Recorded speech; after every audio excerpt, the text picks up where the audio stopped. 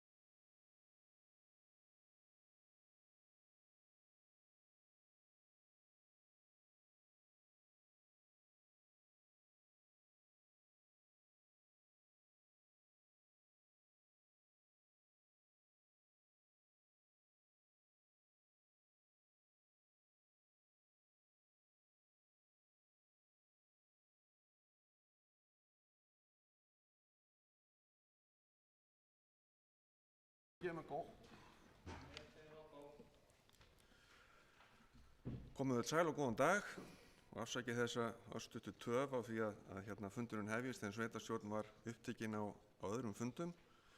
8. fundur sveitarstjórnar Múlaþings haldinn í Herðubreið, Seyðisfirði 10. febrúar 2021 er hér með settur. Fyrir fundinum liggur viðamikil dagskrá upp á 25 liði. Fyrsti liður er skriðuföll á Seyðisfirði. Fram hefur komið við frekari skoðun á hættusvæðinu á Seyðisfirði að bílskúr sem stóð við Austurveg 38B er innan marka hættusvæðis og þrengir auk þess að lækjarfarvegi. Eðlilegt er því að hann bætist við þann lista húsa sem sveitarstjórn heimilar ekki endurbyggingu á. Og eftirfarandi tillaga liggur fyrir fundinum. Sveitarstjórn Múlaþings samþykkir að bæta bílskúr við Austurveg 38B á lista yfir þau hús sem sveitarstjórn heimilar ekki endurbyggingu á fyrr en hættumat liggur fyrir og gerðar hafa verið fullnægjandi ráðstafanir í ofanflóðavörnum fyrir umræddar lóðir. Orðið er laust undir þessum lið ef einhver vill kveða sér hljóðs. Svo er ekki. Þá lít ég svo á að við tökum þennan lið til afgreiðslu. Geri enginn við það athugasemdir, þá lítum við svo á að tillagan hún sé samþykkt. Það hreyfir enginn andmælum og þá er tillagan samþykkt samhljóða án atkvæðagreiðslu.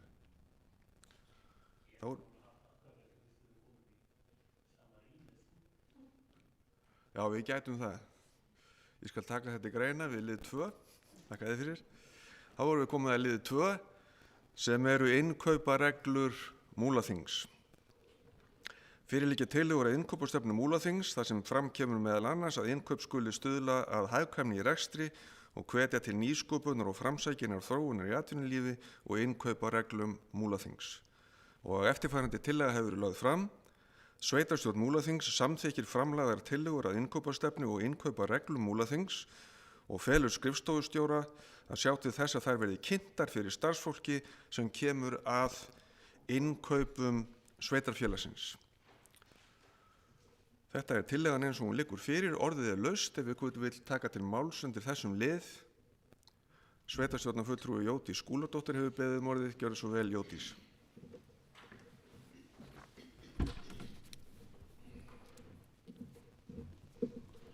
Forseti og aðrir fundarmenn, mig langaði bara til að hvetja til þess þegar við erum að skoða þessar reglur og auðvitað þess sveitarfélagið alltaf að fylgja þeim til hins ítrasta, en mig langar þó að leggja áherslu á það að sveitarfélagið horfi alltaf til nærsamfélagsins.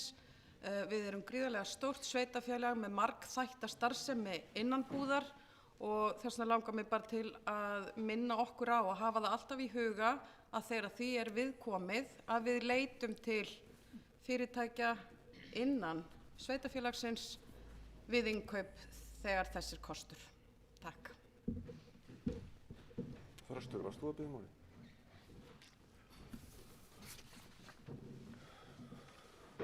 Þökkum Jódísi fyrir. Eru fleiri sem vilja kveða sér hljóðs undir þessum lið? Stefán Bogi Sveinsson, sveitarstjórnarfulltrúi, hefur beðið um orðið. Gjörðu svo vel, Stefán.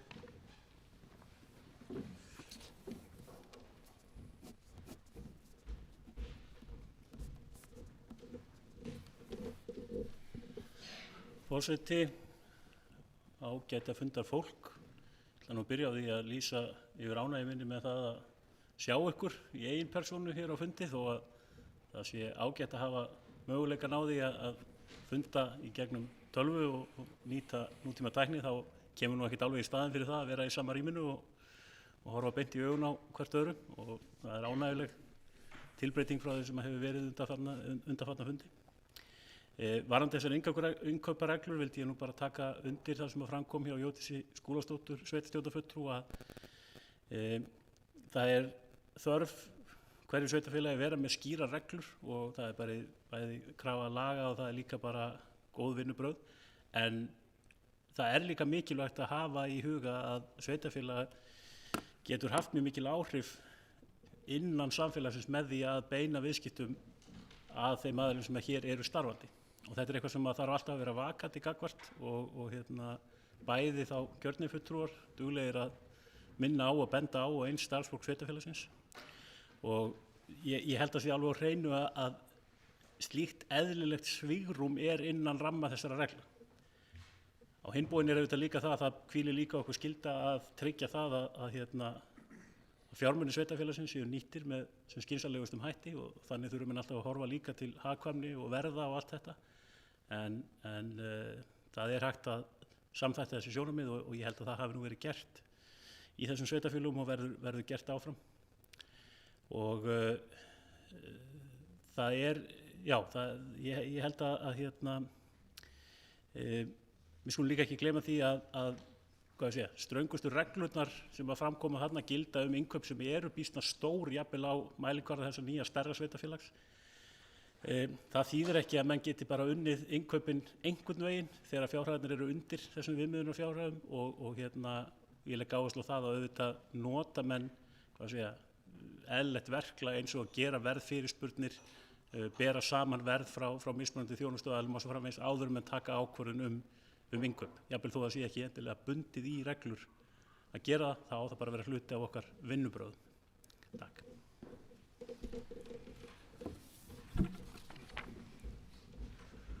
Þakka þér fyrir, Stefán. Orðið er laust. Ef fleiri vilja taka til máls undir þessum lið. Ef það er ekki, þá ætla ég að lesa framkomna tillögu aftur. Sveitarstjórn Múlaþings samþykkir framleiða tillögur að innkaupastefnu og innkaupareglum Múlaþings og felur skrifstofustjóra að sjá til þess að þær verði kynntar fyrir því starfsfólki sem kemur að innkaupum sveitarfélagsins. Þeir sem eru þessari tillögu sammála eru beðnir að gefa merki með handauppréttingu. Einhverjir á móti? Það er ekki. Tillagan er samþykkt samhljóða. Þá erum við komin að lið 3 í dagskrá sem eru reglur félagslegt húsnæði. Fyrir fundinu liggja tillögur fjölskylduráðs að reglum félagslegt húsnæði hjá Múlaþingi og eftirfarandi tillaga hefur verið lögð fram. Sveitarstjórn Múlaþings samþykkir framlagðar tillögur félagslegt húsnæði hjá Múlaþingi og felur félagsmálastjóra að koma þeim í framkvæmd. Orðið er laust undir þessum lið. Það kveður sér engin hljóðs og þá verður tillagan borin undir fundinn. Þeir sem eru henni sammála eru vinsamlegast beðnir að gefa merki. Þeir sem kunna að vera á móti, þeir eru engir. Tillagan er samþykkt samhljóða. Við erum þá komin á lið 4 sem eru reglur sérstakan húsnæðisstuðning. Fyrir fundinum liggja tillögur fjölskylduráðs breytingar á reglum sérstakan húsnæðisstuðning hjá Múlaþingi og eftirfarandi tillaga liggur frammi. Sveitarstjórn Múlaþings samþykkir framlagðar tillögur breytingar á reglum sérstakan húsnæðisstuðning hjá Múlaþingi og felur félagsmálastjóra að koma þeim í framkvæmd. Orðið er laust undir þessum lið.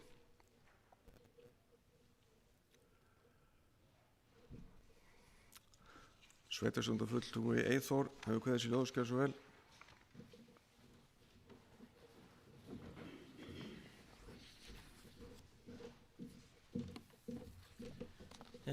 Virðulegur forseti og gott fundarfólk. Langaði bara að spyrja einu varðandi 7. greinina þar sem verið að fara hérna í efri og neðri tekjumörk.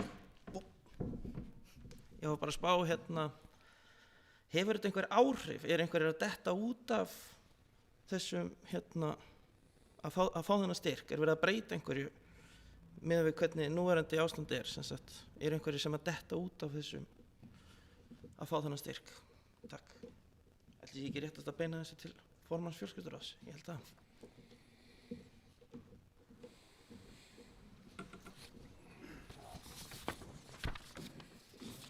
Elvar Snær Kristjánsson, sveitarstjórnarfulltrúi, tekur til máls. Forseti og annað fundafólk. Ég get nú ekki fullir það hér og nú hvort þetta hefur beina áhrif en félagsmálastjóri fór náttúrulega yfir þessar reglur og þetta voru ekki stórar, ekki efnislega breytingar á reglunum heldur. Þannig að það var aðalega verið uppfæra yfir í Múlaþing og annað slíkar breytingar en það var ekki stórkostlegar efnislega breytingar. Hins vegar ekki þessu reglum.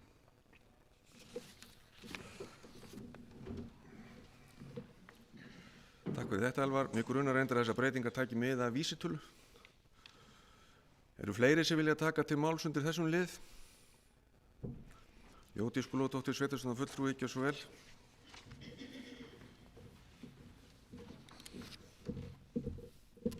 Forseti og annað fundarfólk, mér langar bara að leggja áherslu á það sem kemur fram í bókun fjölskylduráðs, þó ég muni hana nú ekki orðrétt, að þá verið auðvitað á þessum tímapunkt þar sem verið að sameina þetta víðfeðma sveitarfélag með ólíkum kjörnum, að það verið að samræma reglur og koma þess í farveg, en mér langar bara að leggja áherslu á mikilvægi þess að allt það sem snýr að þessum málaflokkum, sem snýr að bæði þessum húsnæðisúthlutunum, neyðaraðstoð við fólk, ýmislegt sem snýr að börnum og öðru, að þetta regluverk, það ofsalega mikilvægt að þetta verði skoðað algjörlega ofan í kjölinn við gerð nýrrar fjárhagsáætlunar á komandi misserum. Það alveg ljóst að við stöndum ekkit endilega frábærlega í samanburði alltaf. Sums staðar stöndum við okkur vel en annars staðar getum við gert svo miklu betur. Og þá það bara spurning forgangsröðun og hvaða hagsmuni við viljum hafa ofan á. Og ég bara vil ítreka þetta að við leggjumst yfir þessi regluverk þegar við erum að fara í fjárhagsáætlun. Við getum gert mikið betur og ég held að við höfum öll verið sammála það í fjölskylduráði að afgreiða þetta svona núna með þann vilja að þetta verði tekið upp og unnið með þeim aðilum innan sveitarfélagsins sem að sitja þarna í brúnni.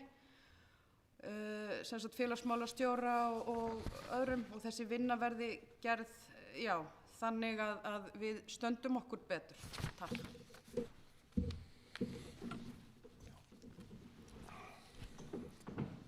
Elvar Snær Kristjánsson, sveitarstjórnarfulltrúi, tekur til máls. Já, forseti og gott fundafólk, ég vil þakka sveitarstjórnarfulltrúa Jódísi Skúladóttur fyrir þetta.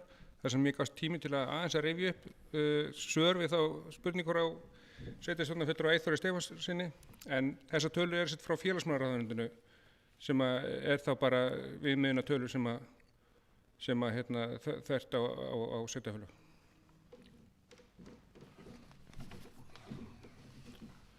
Takk fyrir þetta. Orðið laust. Sveitarstjórnarfulltrúi Berglind Harpa Svavarsdóttir hefur beðið orðið, gjörðu svo vel.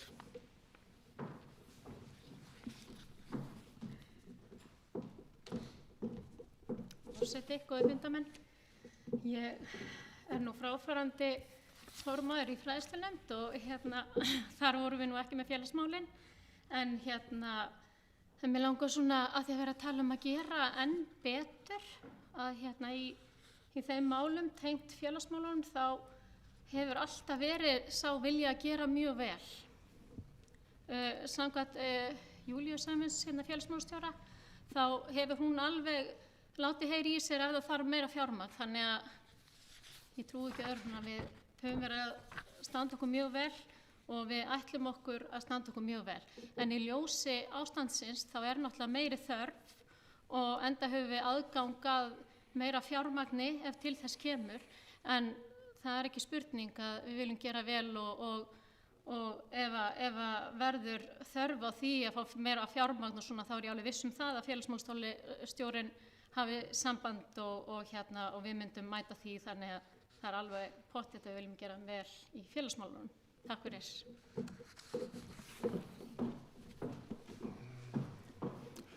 Takk fyrir þetta, Berglind. Orðið er laust.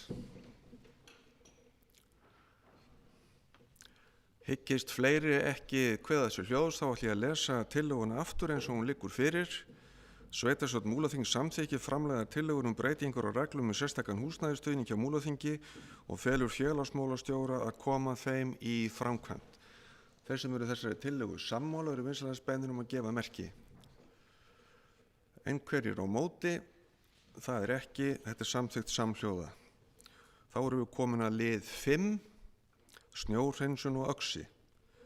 Það liggur fyrir ósk frá heimastjórn Fljótsdalshérað að sveitarstjórn Múlaþings taki upp viðræður við samgöngu- og sveitarstjórnarráðuneytið bætta vegþjónustu og vetrum yfir öxi umfram þá reglu sem í gildi er. Og eftirfarandi tillaga er lögð fram. Sveitarstjórn Múlaþings leggur áherslu á mikilvægi þess að vetrarþjónusta á öxi verði bætt verulega frá því sem nú er, enda eru mikilvæga samgöngutengingu að ræða á milli byggðakjarna innan sveitarfélagsins. Einnig er vert að hafa í huga öryggisþáttinn þar sem þetta snýr einnig að aðgengi að heilbrigðisþjónustu, brunavörnum og flugsamgöngum. Það er mat sveitarstjórnar að eðlilegt sé að færa þjónustustig Axarvegar vegna vetrarþjónustu af þjónustuflokki 4 á þjónustuflokk 2. Jafnframt leggur sveitarstjórn Múlaþings áherslu á að útboði vegna framkvæmda við nýjan veg yfir öxi verði hraðað þannig að framkvæmdi geti hafist á árinu eins og fyrirhugað hefur verið. Sveitarstjóra falið að koma framangreindu á framfæri við samgöngu- og sveitarstjórnarráðuneytið með óskum viðræður vegna þessa sem fyrst. Þessi tillaga liggur fyrir og orðið er laust. Sveitarstjórnarfulltrúi Hildur Þórusdóttir hefur beðið orðið.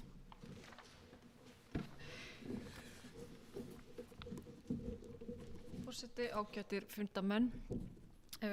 Ég fagna þessari tillögu, ég held þetta sé gríðarlega mikilvægt og aðstæðurnar sem að íbúum á Djúpavogi eru algjörlega óásættanlegar. Mig langar hins vegar að leggja áherslu á að þegar við tökum þetta samtal í ráðuneytinu að við tölum allar samgöngubæturnar sem að liggja fyrir í þessu sameinaða sveitarfélagi. Það er mikilvægt að við komumst á milli allra staða.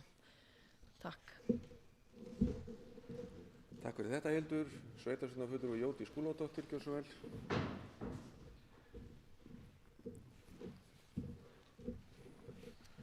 Forseti og annað fundafólk, mér langar bara að fagna þessari bókun og mér langar að leggja áherslu á það að það er auðvitað gríðarlega mikilvægt að sinna þessari vetrarþjónustu, en við verðum að leggja held í allan þunga á að útboðið fari í gang. Það er búið að áætla fjármagn í þetta, það koma frekar loðin svör frá Vegagerðinni. Ég hef heyrt talað ágúst, ég hef heyrt talað desember. Þetta er einfallega bara þannig stórt mál, þetta má ekki bíða og mér finnst mjög óþægilegt að það sé farið að tala eitthvað eftir kosningar til dæmis. Ég held að það sé bara mjög mikilvægt að við í sveitarfélaginu leggjum mikla áherslu á að það sé farið af stað í þessa vinnu.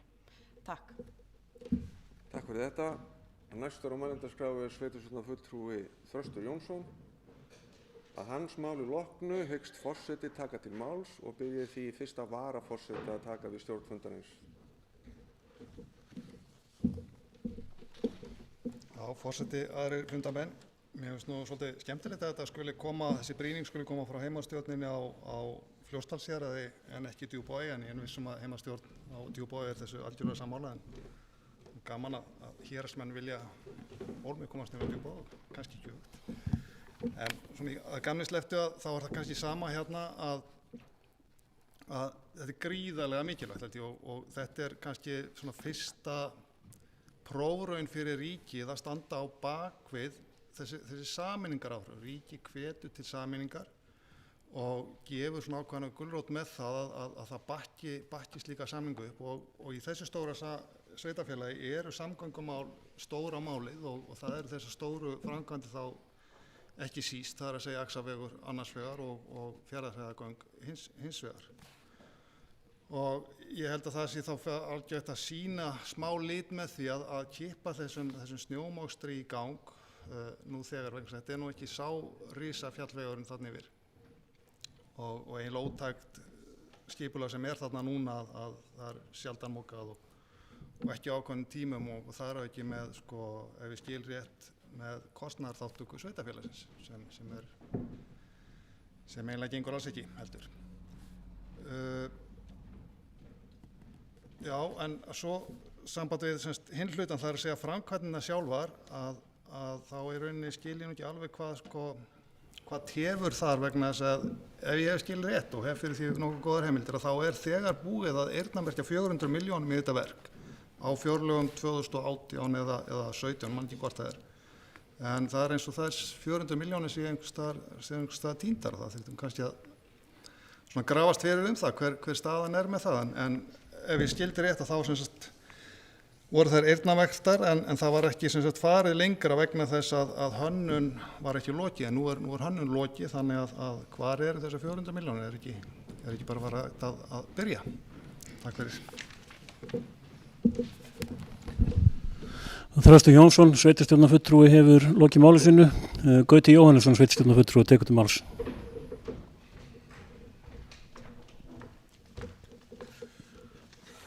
Forseti, góðir fundamenn, ég ætla að nota þetta tækifæri og taka undir þau sjónarmið sem hér hafa komið fram og það er gott að finna þessa eindrægni sem ríkir innan sveitarstjórnar þegar kemur að þessum málum.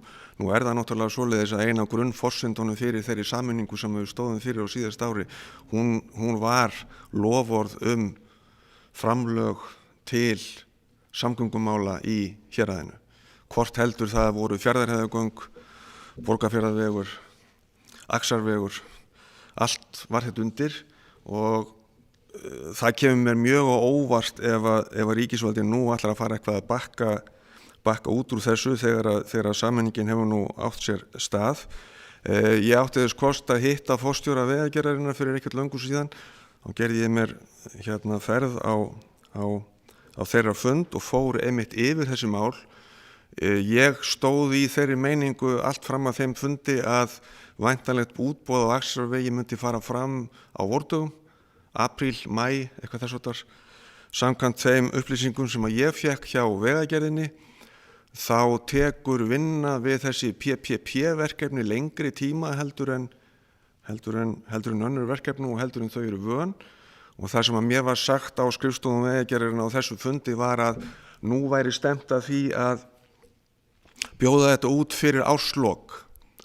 Það væri hins vegar þannig að samhliða því að útboðinu væri frestað þá yrði unnið meira í hönnunarþættinum þannig að hönnun yrði lengra á veg komin þegar að útboðið færi fram en ella þannig að verklokin ættu að verða á svipuðum tíma. Ég tel að þetta sé meðal annars eitt af því sem við þurfum að fá botn í og ég get ekki lagt nægilega mikla áherslu á það að okkur ber sem kjörnum fulltrúum í þessari sveitarstjórn að fylgja þessu eftir og við munum gera það við ráðuneytið þegar þar kemur. Takk. Gauti Jóhannesson hefur lokið máli sínu og Jódís Skúladóttir, sveitarstjórnarfulltrúi, tekur til máls öðru sinni.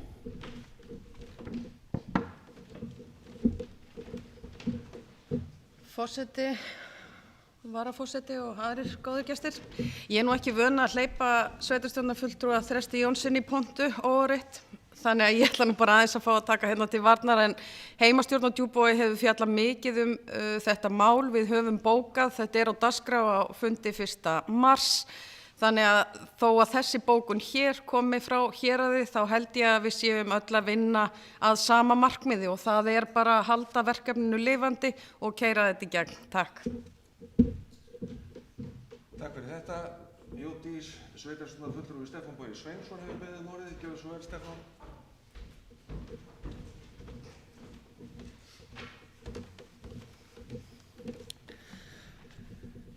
Forseti og ágæta fundarfólk. þá er maður komin í þá stöðu að taka til varna fyrir sveitarstjórnarfulltrúa Þröst Jónsson. Ég ætla ekki að fara að gera þetta að neinni reglu en ég túlkaði það nú sem svo að það kannski væri fyrst og næst verið að benda á það hversu jákvætt það væri og gott að raddir þeirra sem að krefjast vegabóta yfir Öxi kom ekki bara frá einum stað, heldur frá fleiri og það er svo sem ekki nýtt. Þann tíma sem ég satt í bæjarstjórn Fljótsdalshéraðs þá var ítrekkað reynt að ýta á eftir og raunar náðist tölverður árangur þar að segja í því að þoka 21. aldar vegi nær Öxinni og er auðvitað búið að vinna heilmikið í vegabótum bæði Skriðdalsmegin og Berufjarðarmegin og meðal annars vegna bara samhendrar pressu frá sveitarstjórnum þáverandi Fljótsdalshéraðs og Djúpavogshrepps og fleiri sveitarfélaga á Austurlandi. Þannig þannig út af fyrir sig að þá lít ég svo á að það sé auðvitað bara tímaspursmál hvenær Axarvegurinn kemur af því að það væri algjörlega fráleitt til dæmis að hafa lagt í alla þá fjárfestingu sem búið að leggja inn í Skriðdal ef ekki ætti að fara áfram yfir Axarveginn. Þannig að í rauninni er ég pollur rólegur gagnvart því að þessi vegur kemur og kemur fyrir en síðar. Það er þess að kannski rétt sem að Gauti Jónasson sveitarstjórnarfulltrúi minntist á hérna áðan að maður hefur heyrt þær raddir að það að þetta er inn í þessum samvinnuverkefnapakka gerir það verkum að aðdragandinn málun er kannski aðeins öðruvísi. Þetta eru fyrstu verkefnin sem að Vegagerðin er að vinna af nákvæmlega þessum toga og undirbúningurinn er aðeins annar. En það þýðir þó ekki að það sé neinn efinn einstæður það að þetta muni verða veruleika. Það bara, menn þurfa að vinna þetta með aðeins verum hætti. Og fjármögnunin sem að liggur fyrir í samgönguáætlun er fyrir 50% af áætluðum kostnaði og gert ráð fyrir að 50% komi frá einkaaðilum í gegnum þessi samvinnuverkefni. Þannig að það eru allir þessi þættir til staðar. Það þýðir þó ekki að við höfum eitthvað að slaka á klónni og þess vegna tek ég heils hugar undir þá tillögu sem að hérna er lögð fram og kannski ekki síst þann hluta að það sé ýtt á eftir því að það sé útboðið sér hraðað og helst farið í framkvæmdir á yfirstandandi ári. Tek undir það sem framkom raunar bæði hjá Jódísi Skúladóttur sveitarstjórnarfulltrúa og Gauta Jónassyni sveitarstjórnarfulltrúa að það eru aðeins ég veit ekki hvort ég var að segja loðinsvör en aðeins ólík svör sem að koma. Ég held að við ættum samt að hafa það í huga þannig erum við að tala um að það muni mánuðum en ekki árum á því hvernig þetta er að gerast. Nýjustu upplýsingar sem að ég hef aflað mér segja einmitt að útboðið eigi að fara fram í ágúst en ekki í árslok. En það sé stefnt að samningagerð í árslok. Á því er töluvert mikil munur. Það er bara þannig. Og þess vegna held ég að það sé mjög tímabært einmitt að sveitarstjórn hér álykti með þessum hætti og ýti á það að þetta gerist sem allra fyrst. Það er öllum íbúum þessa sveitarfélags mjög mikilvægt. Og raunar eins og Þröstur Jónsson sveitarstjórnarfulltrúi kom inn á það er í rauninni ríkisvaldinu mjög mikilvægt líka að trúverðuleiki þeirra sem að ýta á sameiningu sveitarfélaga. Að hann stendur dálítið og fellur með því hvort að menn standa við það sem menn hafa sagt að það eigi að fjárfesta og standa með okkur í þessu verkefni eða hvort menn ætla að leggja á flótta núna. Ég hef enga trú á því að það verður raunin. Aðeins varandi þó það sem að kannski er meginefni tillögurnar núna sem er vetrarþjónustan og það er vissulega full ástæða til að ýta á það og hefur verið gert áður en nú eru aðstæður orðnar enn aðrar. Og ég vil nú bara nota tækifæri til að benda á það að við í þessum sameinaða sveitarfélagi við þurfum auðvitað að funda í nefndum og ráðum, höfum verið mjög dugleg við að nota fjarfundakerfinu, stundum þurfum við að koma saman. Það var tekin ákvörðun það að funda hér á Seyðisfirði í umhverfis- og framkvæmdaráði í morgun. Það eru fulltrúar í umhverfis- og framkvæmdaráði sem koma frá Djúpavogi. Þeirra ferðatími á þennan fund telst sennilega að vera 5 klukkutímar. Sem að væri hann þó nokkuð ærinn ef að Öxi væri fær, en það munar samt kannski 2 tímum eða svo, jafnvel meira. Þannig að þetta er ekki bara mjálm, svo það sé nú sagt, að þetta skipti okkur máli. þegar við erum búin að sameina þessi sveitafélög, þá er það brýnna en nokkru sér fyrir að samgöngur á milli kjarnanna séu traustar og ábyggilegar. Og rétt eins og Hildur Þórisdóttir, sveitarstjórnarfulltrúi, benti á hér áðan, þá gildir það ekki bara Maksveginn. Blessunarlega eru í pípunum framkvæmdir bæði á Borgarfjarðarvegi og í gangnagerð undir Fjarðarheiði. Auðvitað ýtum við á þetta allt, en ég fagna því sérstaklega að við tökum Axarveginn núna fyrir, og ég fagna því líka alveg sérstaklega umfram sérstaklega að við erum bara með ofboðslega skýra kröfu sem að snýra að því að þetta fari úr þjónustuflokki 4 í þjónustuflokk 2. Þetta gæti ekki verið mikið skýrar og rökin eru með þessu, og ég trú ekki öðru heldur en að yfirvöld samgöngumála séu tilbúin að taka undir það með okkur að þetta er brýn nauðsyn fyrir þetta nýja sveitafélag. Takk. Sveitarstjórnarfulltrúi Vilhjálmur Jónsson hefur beðið um orðið. Gjörðu svo vel, Vilhjálmur.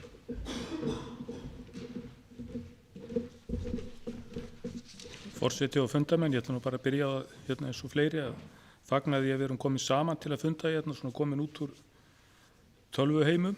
Þetta er miklu, allavega mér persónulega, miklu skemmtilegri fundaform heldur en það, sko. Þó að það sé ágætt og hafi lukkast vel. Ég vil nú bara lýsa ánægju með þessa tillögu og ég held við hefum kannski svona halda okkur við hann teka undir það sem að sveitarstjórnarfulltrúi Hildur Þórisdóttir sagði. Við eigum auðvitað að tala um hinn verkefnin á fundi ef að næst fundur, það er ekki átt á hverjum degi sem að næst fundur með samgönguráðherra og það er mjög mikilvægt að minna á þetta. Sérstaklega í ljósi þessa misvísandi, við getum sagt, fullyrðingar sem er að koma eða mismunandi samtala við fulltrúa samgöngumála þessi PP-verkefni eða þessa blanduðu fjármögnun. Það er fullyrt á sumum fundunum að þau muni ekki tefja það að framkvæmdir hefjist. Og ef að þetta er rétt eins og sveitarstjórnarfulltrúi Jóti segir að sé verið að tala um útboð eftir kosningar, þá er bara ekki verið að efna það sem að samgönguáætlunin ber með sér og mér finnst að við þurfum að fara yfir þetta verklag, ekki bara með kannski samgönguráðuneytinu heldur vegagerðinni jafnframt líka. Mér finnst að við eigum ekkert að vera að draga það að láta heyri okkur með þetta vegna þess að einhverja mánaða tafir þess að skipta máli og þegar verkefni eru byrjuð að tefjast þá er einhvern veginn þannig að þau hafa tilhneigingu til þess að halda áfram að tefjast. En ég held að sé full ástæði til þess að gera greinamun á vetrarþjónustunni og þessum framkvæmdum vegna þess að þessum lítur af vetrarþjónustunni og við höfum bara upplifað það í vetur að þetta er alveg eins og hefur komið fram hér alveg óásættanlegt. Hér eru fulltrúar frá Djúpavogi að eyða 4-5 tímum ekki bara í þennan fund hér á Seyðisfirði heldur í fleiri daga. Ef við komum upp svona verkefni eins og hafa verið hér á Seyðisfirði núna síðan í desember, þá er þetta er þvílíkur tími sem er að fara í þessar ferði fram og tilbaka til þess að sinna störfum tengt sveitarstjórnarmálum. Þetta er ekkert við þetta búandi. Og þetta er það sem við höfum í núinu og þó að framkvæmdir verið hafnar við veginn þá eru einhver árið þeim ljúki, þannig að þetta er mál sem er mjög brýnt að færa á annað stig heldur en að verið hefur. Þannig að ég held að við höfum að aðskilja þetta svolítið, en við þurfum að fylgja þessum framkvæmdum eftir og sérstaklega í ljósi þess að þetta eru þessi blandaða fjármögnun á þessum stóru framkvæmdum sem að var svona þunga með í áherslu á, vil ég segja, við undirbúning sameiningarinnar. Og við höfðum þessi vilirð og það er engin ástæða til annars heldur að fylgja þeim eftir að mikilli festu og þunga. Takk fyrir þetta, Vilhjálmur.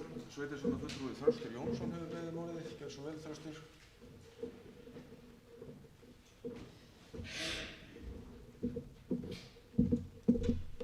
Já, forseti, aðrir fundamenn. Nú fyrst bara svo það sé alveg klárt að svara því sem hún Jóti sagði þannig. Ég var alls ekki að gagnrýna heimastjórnum Djúpavogi. Heimastjórnum Djúpavogi hefur staðið sig alveg frábærlega vel eins og allar heimastjórnir og afskaplega góð reynsla af þessum heimastjórnum yfir höfuð. Þannig að ég var alls ekki að gagnrýna hana. Heldur var svona frekar að slá á létta strengi með það. Ég hins vegar taka undir það sem hann Vilhjálmur var að segja. Þegar að hluti byrja að senka, þá senkar og þeim senkar. Það er bara, það virðist vera einhvers konar regla, þess vegna er þessi ályktun held ég mjög mikilvæg og ég held sé einmitt mjög snjallt að gera eins og þarna er gert að taka þetta í einni ályktun bæði snjómoksturinn og framkvæmdina vegna þess að máli snýst það að fólk komist eða umferð komist frá A til B frá Djúpavogi upp á Hérað. Og til þess að þetta sveitafélag yfir höfuð fungeri eða virki, svo ég sletti nú ekki, að virki sem eitt sveitafélag, þá þetta bara grunnmála, þetta byrji strax svo fljótt sem auðið eftir að sveitafélagið sameinist. Og þess vegna held ég að sé nefnst mjög gott að leggja á það mikla áherslu að snjómokstur hefist nú þegar og jafnframt að leggja áherslu á að þessar framkvæmdir verði. Vegna þess að þetta máli sem tilgangurinn sá að gera hér fólki kleift að fara á milli og jafnvel rekstraraðilum og slíkum að nýta sér þá þjónustu sem beggja vegna þessar ágætu aksar. Þannig og svo bara vil ég lýsa ánægju minni yfir því hvað sem sagt virðist að vera sammála það að þetta eigi að vera svona. Að leggja áherslu á að þetta verði farið í það að halda þessari leið fyrsta lagi opinni og þá líka sem allra best opinni, það að segja að bæta veginn. Takk fyrir. Takk fyrir þetta, Þröstur. Orðið laust. Sveitarstjórnarfulltrúi Berglind Harpa Svavarsdóttir hefur beðið málið, eins og veit Berglind.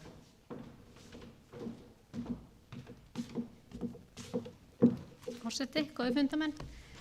Við vitum öll að öxi kemur fyrir eða síðar, en það bara ekki nógu gott fyrir okkur.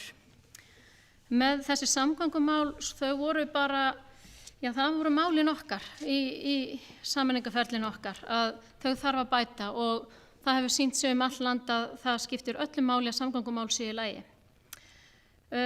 Í kringum COVID það hafa orðið mikil fjárútlát hjá ríkinu. Og ég alveg viss það að það verður lítið peninga til skiptana á nýju ári. Það að koma kosningar og við verðum bara að vera mjög ítin varðandi fjármagn og það verður staðið við stóru orðin. Útboði verður að hraða, það bara þannig og við skulum ekki fara að kaupa þau rök að það verður sömu verklok þrátt fyrir að útboði sengja því það ætla að spara okkur eitthvað tíma. Við pressum á þetta, það ekki spurning. Þetta hefur gengið allt og hægt með öxi og að fara í þessa framkvæmdir og komið tími til að vetrarþjónustan fari í gang og fari þá í flokk 2. Þetta fólk sem býr á Djúpavogi sem að sameinaðist 3 rauðum sveitarfélögum í 1 og þetta eru 74 kílómetrar sem þá stytting fyrir þau og þetta eru flug- og heilbrigðismál, verslun, þjónustu og annað og við erum 1 og þannig leggjum við saman krafta okkar og við fáum því gegn fljótt og vel sem og öll önnur samgöngumál sem við ætlum að þrýsta á. Takk fyrir. Takk fyrir Berglind. Orðið laust.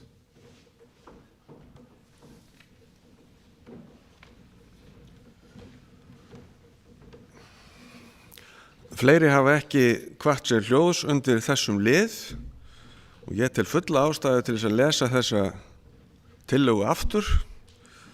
Sveitarstjórn Múlaþings leggur áherslu á mikilvægi þess að vetrarþjónusta á Öxi verði bætt verulega frá því sem nú enda mikilvæga samgöngutengingu að ræða á milli byggðakjarna innan sveitarfélagsins.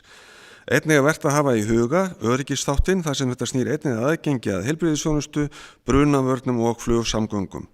Það mat sveitarstjórnar að eðlilegt sé að færa þjónustustig Axarvegar vegna vetrarþjónustu af þjónustuflokki 4 á þjónustuflokk 2. Jafnframt leggur sveitarstjórn Múlaþings áherslu á að útboði vegna framkvæmda við nýjan veg yfir Öxi verði hraðað þannig að framkvæmdir geti hafist á árun eins og fyrirhugað hefur verið. Sveitarstjórnarfælið að koma framangreind á framfæri við samgöngu og sveitarstjórnarráðuneytið með óskum viðræður vegna þessa sem fyrst.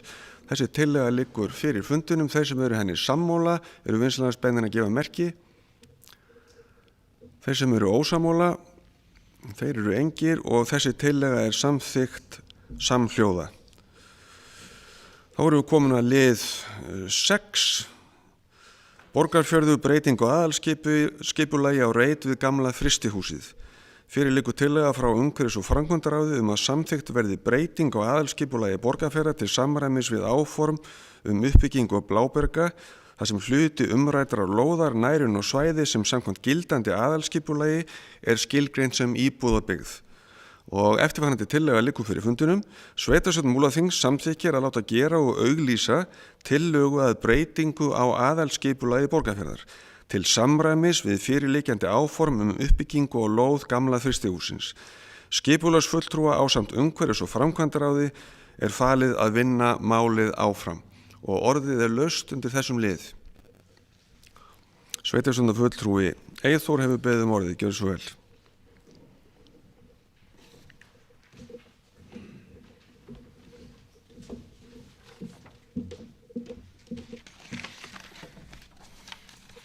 Virðulegi forseti og gott fundafólk. Þetta mál á sér svolítið lengri aðdraganda en sem felst í því, tegir sig alveg aftur þá til að Borgarfjarðarhreppur var og hét til ákveðina mistaka sem voru gerðar þá við lóðastækkun. Aðalskipulagi var ekki breytt í samræmi með og bið ég bara hlutaðeigandi afsökunar á mínum þætti því að hafa fyrir þá yfirsjón. En það er hins vegar ljóst núna að ég óttast svolítið svona í svona málum við sláum kannski aðeins á létta strengi að hugtaki sérfræðingur að sunnan muni öðlast svolítið nýja merkingu norður á Borgarfirði. En það er nú málið með þessa sérfræðingar sunnan að þeir hafa nú oft rétt fyrir sér sama hvaða suðrið þeir tilheyra. En það er ýmislegt í þessu máli samt sem ég langar að benda á og svona velta upp og beina fyrirspurnum til sveitarstjórnarfulltrúa Stefáns Boga Sveinssonar, formanns umhverfis- og framkvæmdaráðs. Þetta sem sagt svona áðans ég fara að reifa málið í einhverjum smáatriðum þá sem sagt er málið sett í grenndarkynningu og eftir það er svona farið að vinna í því að setja málið í deiliskipulag. Stefán Bogi getur bara sveitarstjórnarfulltrúi Stefán Bogi getur leiðrétt mig ef ég hef með eitthvað hleypur. Þetta var grenndarkynnt og ákveðið að fara, eða það var svona hafin vinna við að hefja deiliskipulag á svæðinu í kjölfarið á henni, í kjölfar athugasemda sem þar komum fram. Og það fer fyrir heimastjórn og við vorum búin að taka málið fyrir okkar fundi bóka tvisvar.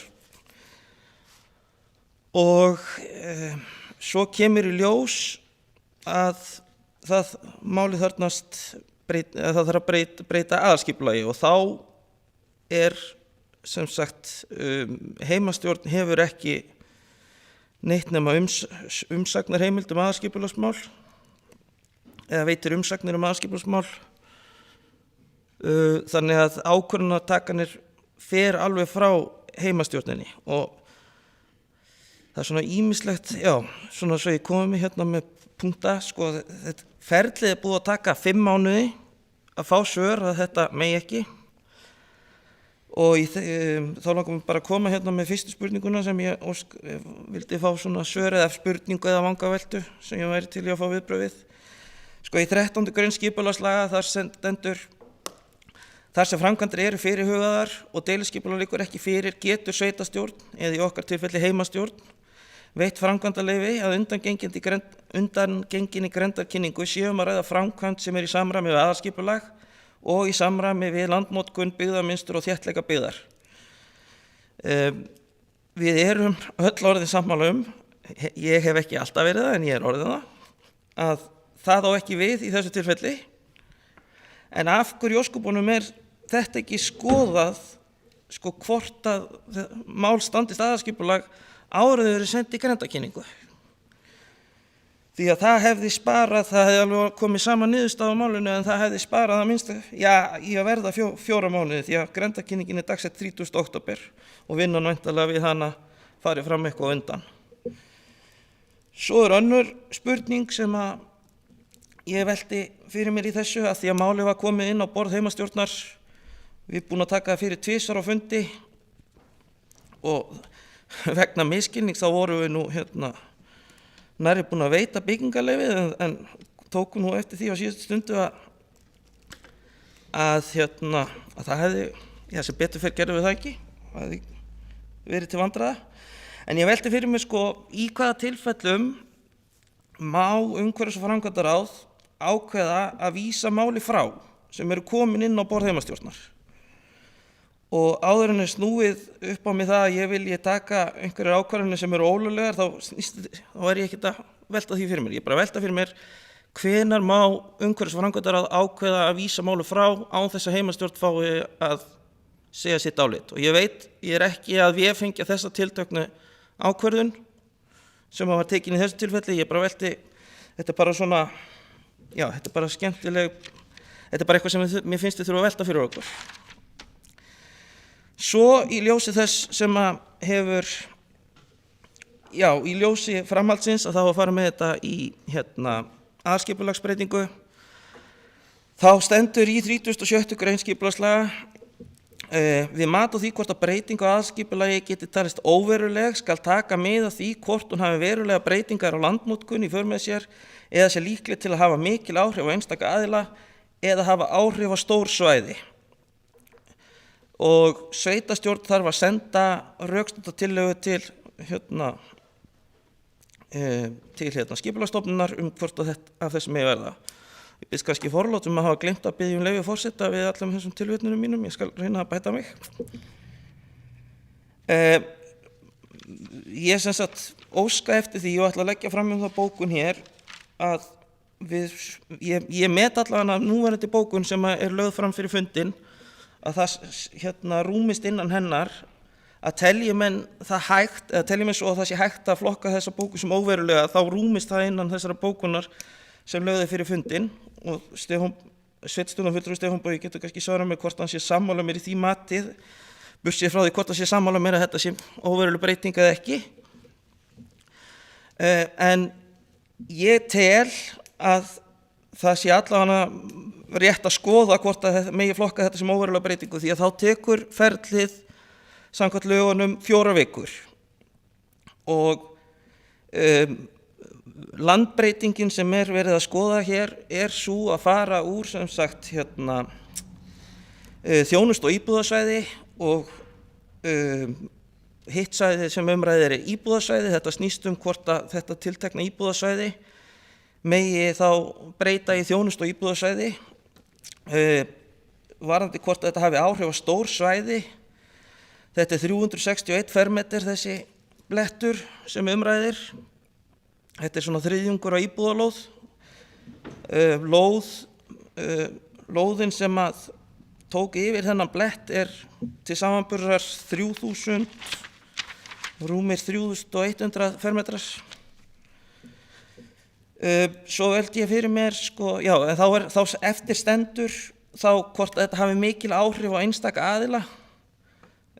Og í því sambandi vil ég kannski benda á bókun sem heimastjórn, sem lýðræðislega kjörnir fulltrúar heimamanna sem þekkja til, bókaði málið eða hluta úr henni með leyfi forseta. Heimastjórn vill að gefnu tilefni ítrekka fyrir bókun málið þar sem óskað eftir að vinna við skipulagsmál tefji ekki framkvæmdir nema óverulega. Heimastjórn leggur áherslu á að vinnu við nauðsynleg skipulagsmál veri hraðað eins og kostur Heimastjórn telur framkomnar athugasemdir í grenndarkynningu ekki vera þess eðlis að þær eigi að hafa áhrif á framkvæmdir. Já, þannig að bókunin sem ég vil leggja hérna fram í mínu nafni þá svona: formaður heimastjórnar Borgarfjarðar óskar eftir því að láti verði á það reyna hvort fyrirhugaðar skipulagsbreytingar flokki sem óverulegar samkvæmt 36. grein skipulagslaga til að flýta ferlinu. Læt þetta duga í bili. Takk. Takk fyrir þetta. Eyþór, sveitarstjórnarfulltrúi Stefán Bogi Sveinsson hefur beðið orðið. Svo vel.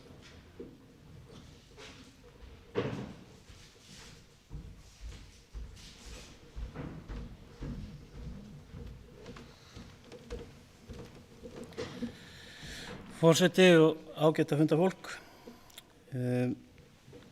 Ég kem nú hér upp til þess að svara greinargóðum fyrirspurnum frá Eyþóri Stefánssyni, sveitarstjórnarfulltrúa, og vil þakka honum fyrir þær. Og ætla nú kannski að byrja á því að nefna það af því að það kom fram í máli hans hér áðan. Það var varðandi þetta með að skoða gerð deiliskipulags fyrir svæðið. Ég myndi kannski orða þannig að í kjölfarið á grenndarkynningunni að þá var ákveðið að skoða það hvort það hugsanlega væri rétt og betra að deiliskipuleggja svæðið frekar en vinna þetta á grundvelli grenndarkynningar. Ég held við þurfum alltaf að hafa það í huga að fyrir bara eins og grenndarkynning til að gefa út byggingarleyfi á grundvelli aðalskipulags er alltaf frávik. Löggjöfin segir í rauninni það á að deiliskipulagi það sem er verið að byggja. En svo eru frávik sem að sveitarfélög hafa nýtt sér í mismiklum mæli og kannski almennt séð heldur of miklum mæli, ef svo má segja, en það er þannig að sko, og því fylgir líka þá að í löggjöfinni er þá alltaf gert ráð fyrir því að þú þurfir alltaf að rökstyðja að það sé í lagi að fara þessa styttri leið, frekar heldur en þá þessa svona lögbundnu leið gerðar aðalskipulags og síðan deiliskipulags ofan á aðalskipulagið. Þannig að þegar athugasemdir komið fram þá var ákveðið að skoða þetta hvort þetta geti kannski verið skynsamlegra að fara þessa leiðina og það er í rauninni það erindi sem að sent er heimastjórn. Þannig í rauninni umhverfis- og framkvæmdaráð hafði aldrei lokið því að taka afstöðu til grenndarkynningarinnar, heldur var svona verið að kalla eftir hvað finnst heimastjórn það að við förum frekar í deiliskipulagsgerð og þá var jafnvel verið að hugsa ættum við að deiliskipuleggja stærra svæði á minnsvæði Borgarfjarðar. Þetta byggði allt saman á því að það kannski lá ekki alveg ljóst fyrir hversu brýnt það væri fyrir framkvæmdaraðila að fá leyfin, hvort að menn verða að sjá fyrir sér framkvæmdir á þessu árið að næsta eða hvað. Og það er kannski eitt sem að má alveg taka á sig úr því að sveitarstjórnarfulltrúinn kom hér áðan og hún byrjaði á því að axla ábyrgð og biðjast afsökunar sem var vel gert og að mörgu leyti óþarfi en það er kannski betra að gera það oftar heldur en sjaldnar þá ætla ég líka bara að biðjast afsökunar á því að þegar að þetta mál er unnið hjá stjórnsýslu Múlaþings þá hefði átt að gera betur á fyrstu stigum. Bæði við sem sagt þegar var verið að skoða grundvöll grenndarkynningarinnar og eins þetta að hafa betri upplýsingar á borðinu varðandi það hver væri vilji framkvæmdaraðila, af því það skipti máli fyrir það sem að eftir kom. En á þessu lærum við og ég held að þetta sé eitt af þessum málum sem við munum læra býsna mikið af vegna þess að þetta kemur dálítið mikið í öfugri röð og þá kemur þá að kannski fyrir spurningu sveitarstjórnarfulltrúa Eyþórs Stefánssonar. Af hverju var þetta ekki skoðað? Það eina sem ég get svara hér er það að það hefði átt að gera það. Það er mjög miður að við áttum okkur ekki á því að það sé svona mikill ágalli á því sem að stendur undir þessu öllu saman sem er aðalskipulagið. Og það er bara, þetta er bara áminningur það að við getum ekki gefið okkur forsendur.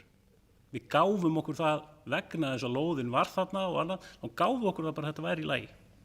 En svo reyndist ekki vera. Og ég held að ég sjálf, það er kannski engum að kenna, en þarna bara uppgötvist þetta og það er líka mjög miður og það uppgötvist í rauninni ekki fyrir en eftir við förum í alvöru og skoða að gera deiliskipulag, að þá áttum við okkur á því að aðalskipulagið er í ólagi. Þetta hefði átt að koma upp strax í upphafi, það er alveg rétt. En við stöndum enga síður bara frammi fyrir því núna og það er, ég held að bæði sá sem hér stendur og Eyþór Stefánsson sveitarstjórnarfulltrúi, við erum búin að leita okkur allan grun það að við komumst ekki fram hjá þessu vegna þess að við erum algjörlega sammála það að við viljum gjarnan að þetta ferli gangi vel og sé skilvirkt en þá skiptir líka máli að við gerum við stígum réttu skrefin og þá ekki síst núna. Varðandi þetta sem er seinni spurningin, hvenær má umhverfis- og framkvæmdaráð vísa máli frá án þess að heimastjórn hafi það að segja. Það sem að verið er að vísa til er það að það er hafið ferli grenndarkynningar. Við fáum athugasemdir við grenndarkynningum og það sem að gerist almennt ef athugasemdir eru bara svona tiltölulega léttvægar og allt er í góðu lagi, að þá eru mótuð svör við athugasemdunum. Umhverfis- og framkvæmdaráð samþykki það að vísa því áfram til heimastjórnar sem að gera raunin það sama. Í þessu tilfelli, vegna kannski eðlis athugasemdanna og þessara vangaveltu deiliskipulagið, þá gerði umhverfis- og framkvæmdaráð þetta aldrei, heldur beindi fyrirspurn til heimastjórnar deiliskipulagsmálin. Þegar við síðan uppgötvum aðalskipulagsdæmið, þá er komið forsenda til þess að vísa umsóknin frá. Vegna þess að ef umsóknin er ekki í samræmi við aðalskipulagið, þá er bara ekki hægt að afgreiða hana. Og þá lít ég þannig að það skiptir ekki öllu máli hvort að það fyrir til heimastjórnar eða ekki, þetta var ekki tækt, við gátum ekki afgreitt þetta og þetta er líka, held ég bara mikilvægt að til þess að við séum ekki með sko opin mál, opna drauga í kerfinu, að við komum bara með skýr skilaboð, þetta ferli gekk ekki og jafnframt fylgdu þá skilaboð til þeirra sem hefur gert athugasemdir og framkvæmdaraðila það að máli stefndi í skipulagsbreytingu og þar væru möguleikar aðila til þess að koma sínum sjónarmiðum á framfæri. Þannig að reyna að hafa línurnar skýrar og bara kötta þá á þetta mál. Við erum að byrja annars konar ferli.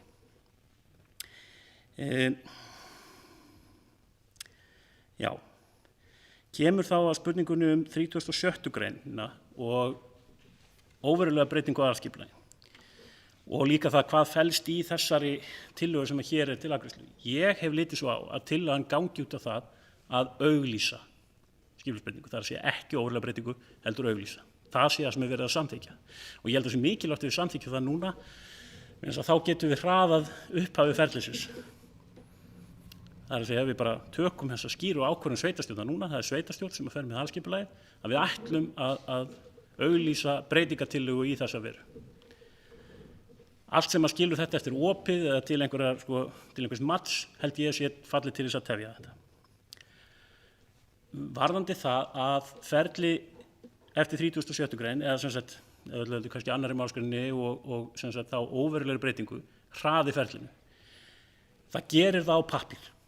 Ég hef verulegar efasemdir að það gerir það í raun. Og það vegna þess að í þessu ferli erum við háð afgreiðslu skipulagsstofnunar. Það að segja, við þurfum sem sveitarstjórn að senda tillögu til skipulagsstofnunar það að þetta megi vera óveruleg breyting og skipulagsstofnun ber að samþykkja það. Og þó það standi í lögunum að það eigi að gerast innan 4 vikna, þá ekkert tryggt í því. Við gætum lent í því að þetta mál tefðist í meðferðum skipulagsstofnunar. Það líka þannig að ef að sveitarstjórn sendir svona beiðni frá til skipulagsstofnunar, þá þurfum við einmitt að rökstyðja það að þetta falli undir þessa skilmála. Og þá kemur kannski að því hvernig rökstyðjum við það að það séu engir verulegir hagsmunir annarra aðila í tengslu við breytinguna. Og ég held að vitandi það í gegnum þetta grenndarkynningaferli að það eru aðilar þarna sem að líta svo á með réttu eða röngu, ekki taka afstöðu til þess, en þeir líta svo á að þarna séu verulegir hagsmunir þeirra undir, þá held ég að við myndum lenda í vandræðum með að rökstyðja þetta gagnvart skipulagsstofnun. Og þess vegna held ég að það sé skynsamlegra og þeirra staðið hraðara ferli að auglýsa bara breytingatillögu fyrir aðalskipulagið, vegna þess að þá höfum við líka meiri stjórn á ferlinu sjálf. Þá ráðum við hraðanum meira og það fyrirsjáanlegra. Þannig að ef við erum að bera saman þessu 2 ferli, þá já, á pappírnum annað lengra heldur en hitt, en við vitum það líka nokkuð gott hversu langt það er. Hitt ferli sem að lítur út styttur á pappírnum, við vitum það samt ekki alveg. Og þess vegna legg ég eindregið til að þetta verði samþykkt í þessu horfi og við göngum í það eins hratt og mögulegt að ganga frá þessari aðalskipulagsbreytingu. Heimastjórn Borgarfjarðar hefur samþykkt að ef að þörf sé talin á því að þá megi líka gera deiliskipulag og það hugsanlega það hraðasta ferli sem við getum séð fyrir okkur að auglýsa samhliða aðalskipulagsbreytingu og deiliskipulagstillögu. Það fleiri en einn valkostur í því reyndar og það rétt að framkvæmdaraðilar segi svolítið til það líka hvað þeir vilja í þeim efnum. En við höfum núna með þessari samþykkt í dag, með samþykkt heimastjórnar á dögunum, þá höfum við allar nauðsynlegar samþykktir í hendi til þess að hefja þetta ferli og reyna að ljúka því eins hratt og mögulega getum og það það sem við viljum gera. Það bölvað að lenda í þessu. Það bölvað að vera með mál sem snýst svona í höndunum á okkur og það fyrst og fremst auðvitað bölvað fyrir þess að framkvæmdaraðila og því miður þetta ekki eina málið sem við erum að lenda í sem að svipuðu meiði. En ég að vona það að svona þessi mál núna kenni okkur það leksíu sem við þurfum til þess að í framtíðina þá geti þessi mál gengið hraðar og skilvirkar hjá okkur. Og hef fulla trú á því að við kannski eftir árið þá stöndum við ekki uppi með samskonumál. Eins og við vitum bara orðið betur, við höfum meiri sérþekkingu innanhús, við áttum okkur betur á því hvaða pittir eru á leiðinni og forðumst að falla í það. Takk. Stefán Bogi Sveinsson hefur lokið máli sínu. Orðið laust.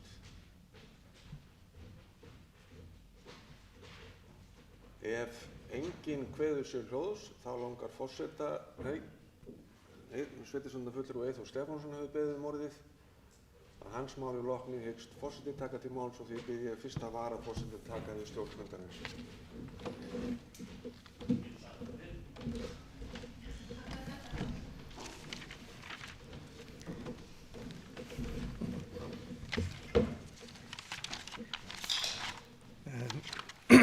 Forsetann og fjöldafólk, ég þakka Stefáni búið ágætlega skýr og greinagóð svör við flestu sem ég spurði.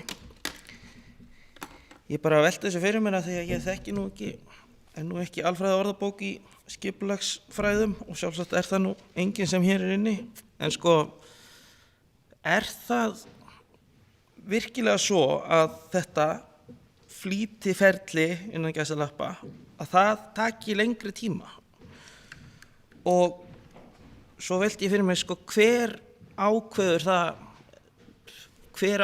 það að, sem sagt, mat hvers það hvaða ferli á að fara í þessu? Sem sagt, það formaður umhverfisframkvæmdanefndar eða það hún nefndin sjálf sem ákveður það eða það bara, sem sagt, eða það byggingafulltrúi sveitarfélagsins, það þeirra mat sem ræður því hvort að menn telji að eigi að fara í þetta flýtiferli eða ekki. En svo velti ég bara fyrir mér, ef að menn vildu skoða þetta, hvort að, það þá kannski bara til að tefja málið enn frekar, og ekki langa mig nú til þess, en ég velti bara fyrir mér hvort það sé. Þegar ég las bókunum sem lá fyrir fundinu, þá túlka ég hana svo að umhverfis- og framkvæmdaráði var falið að auglýsa og vinna tillögu og ég áleita svo að það geti alveg verið tillaga til þessarar óverulegu breytingar ef að menn teldu ástæði til þess að, ef menn vildu skoða það frekar hvort það væri ástæði til þess að fara í þessa óverulegu breytingu, en ef að menn telja svo ekki vera þá lítist bara svo á að þessari óskminni sé hafnað og það verður þá bara svo að vera. En ítreka að hún rýmar alveg, hún svona, sem sagt, bókunin sem ég lagði fram unnin eftir svona vilja og sjónarmiðum sem heimastjórn Borgarfjarðar hefur komið á framfæri. Því að þetta mál snerti Borgarfjörð alveg gríðarlega, þetta snýst atvinnuuppbyggingu á staðnum sem að svo sannarlega málefni sem snúa heimastjórn Borgarfjarðar. En takk. Og Eyþór Stefánsson hefur lokið málu sínu og Gauti Jóhannesson sveitarstjórnarfulltrúi hefur beðið orðið. Gjörðu svo vel.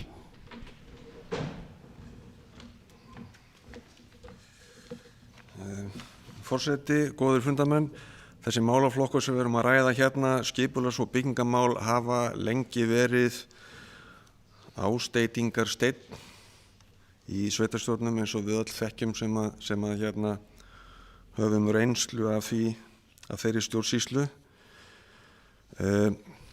Metnaður okkar í þessari sveitarstjórn, okkar allra, stendur til þess að þjónustan og afgreiðslan í þessum málaflokk hún verði eins og best verður á kosið og batni til muna frá því sem við allavega í þessum minnstu sveitarfélögum vorum vön þangað til að þessari sameiningu kom. Ég held við deilum öll þessum metnaði og mannaráðningar og skipulagsbreytingar á þessu sviði í Múlaþingi bera þess öll merki. Sveitarstjórnarfulltrúi Eyþór Stefánsson og sveitarstjórnarfulltrúi Stefán Bogi Sveinsson gengust báðir við því að þeir hefðu sitt hvað til saka unnið og sáu báðir ástæðu til þess að alltaf því að biðjast afsökunar. Ég ætla nú ekki að ganga svo langt en ég þykist þess þó fullviss að í þeim sveitarfélögum sem að sameinuðust í Múlaþingi nú nýlega þá séu allstaðar einhver svona mál. Ég dreg ekki úr því og undanskil ekki sjálfan mig frá því sömuleiðis eða það sveitarfélag sem ég stjórnaði. Ég lít hins vegar þannig á núna að við séum komin á þann stað að við erum virkilega að leggja okkur fram í þessu nýja sveitarfélagi við að efla þessu þjónustu og það gott til þess að vita að það hefur náðst þessi sameiginlegi skilningur á því og það sem að mér finnst líka sérstaklega gott til að vita það að málflutningur sveitarstjórnarfulltrúa Eyþór Stefánsson og reyndar fleiri hér í dag ber þess vitni að markmiðið sem að við settum okkur með heimastjórnum og þeirra virkni í þessu nýja sameinaða sveitarfélagi, þetta þetta að ganga upp allavega eins og ég sá þetta fyrir mér.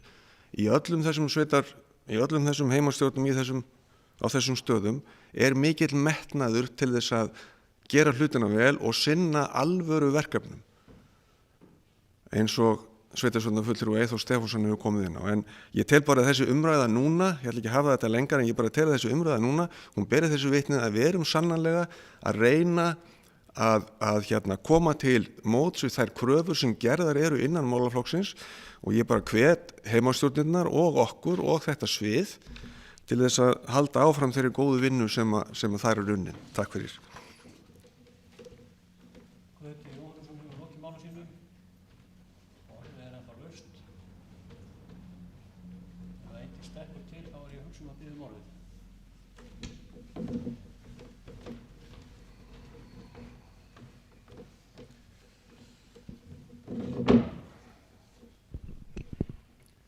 Sveitarstjórnarfulltrúi Stefán Bogi Sveinsson hefur beðið orðið. Gjörðu svo vel, Stefán. Forseti og ágæta fundarfólk. Ég vil nú taka undir það sem að framkom hjá Gauta Jóhannesinni sveitarstjórnarfulltrúi hér áðan, að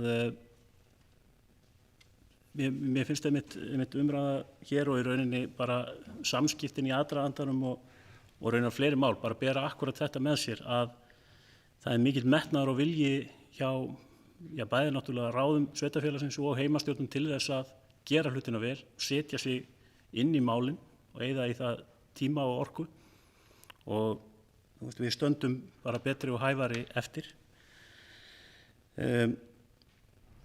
Varðandi spurninguna frá Eyþóri Stefánssyni, sveitarstjórnarfulltrúa, varðandi hver ákveður hvaða ferlið farið, þá það í fyrsta lagi sveitarstjórn. Það sveitarstjórn hefur ákvörðunarvaldið það hvort hún vill óska eftir þessu að fara í þetta ferli óverulegra breytingar.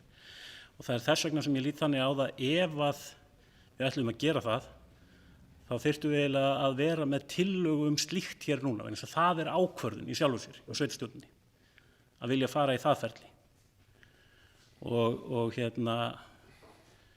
Og ég held ég geti fullyrt það að það var í rauninni að svo tillaga sem að hér liggur fyrir, hún gengur ekki út af það. Þess vegna orðaði ég það þannig áðan að þetta svona, það ákvörðun tekin núna ferlið. En síðan tekur líka annað við, sem það að Skipulagsstofnun ákveður hvort hún fellst á það að það megi fara þetta ferli, og þar stendur hnífurinn í kúnni. Og ég ætla ekki að segja þetta neinum hjá Skipulagsstofnun til hnjóðs, en ég tel að við getum ekki treyst í að tímafrestir standist. Það því miður bara það sem við horfum upp á í stjórnsýslu á Íslandi víðast hvar. Við getum ekki stólað á það, og þess vegna grunar mig að þegar upp staðið þá sé fullt ferli í rauninni ekki tímafrekara heldur en skemmra ferli, og það öruggara. Þannig að til að svara spurningunni, sveitarstjórn ákveður hvort hún vill leggja til að fara í þetta ferli, Skipulagsstofnun þarf að samþykkja það. En vissulega sem kosturinn við það, ef að Skipulagsstofnun samþykkir það, þá þetta bara komið í gegn. Það kosturinn. Varðandi ákvarðanir og varðandi það sem við gerum í þessu. Við erum í dag í rauninni með starfandi 2 skipulagsfulltrúa, og síðan erum við með yfirmann á sviðinu, framkvæmda- og umhverfismálastjóra. Og þessir aðilar svona oftast nær og iðulega eru það að allir þessir 3 aðilar, auk mín sem formanns umhverfis- og framkvæmdanefndar, framkvæmdaráðs, sem fara yfir málin og reyna að meta það hvað best að gera, hvað séu næstu skref sem þarf að stíga. Og ekkert okkar óskikkult. Við erum öll með einhverja sérþekkingu. Við reynum að leggja í púkkið og til þess að tryggja það að við tökum réttar ákvarðanir og skilum málunum vel og af okkur og hlutinni gangi skilvist. Stundum tekst það ekki, og það leiðilegt. Og en ég fullyrði það hins vegar að við erum betri í þessu núna heldur en við vorum í nóvember, og við verðum miklu betri í þessu í apríl heldur en við erum núna, og við verðum bara orðin helvíti góð einhvern tíðinu haust. Þannig Þannig að von mín svo að í fyrsta lagi að þetta ferli sem við erum að hefja hérna núna taki einn stuttan tíma og lífsins mögulegt og að við sjáum ekki svona mál aftur. Takk. Takk fyrir þetta, Stefán. Sveitarstjórnarfulltrúi Þröstur Jónsson hefur beðið orðið. Gjörðu svo vel, Þröstur.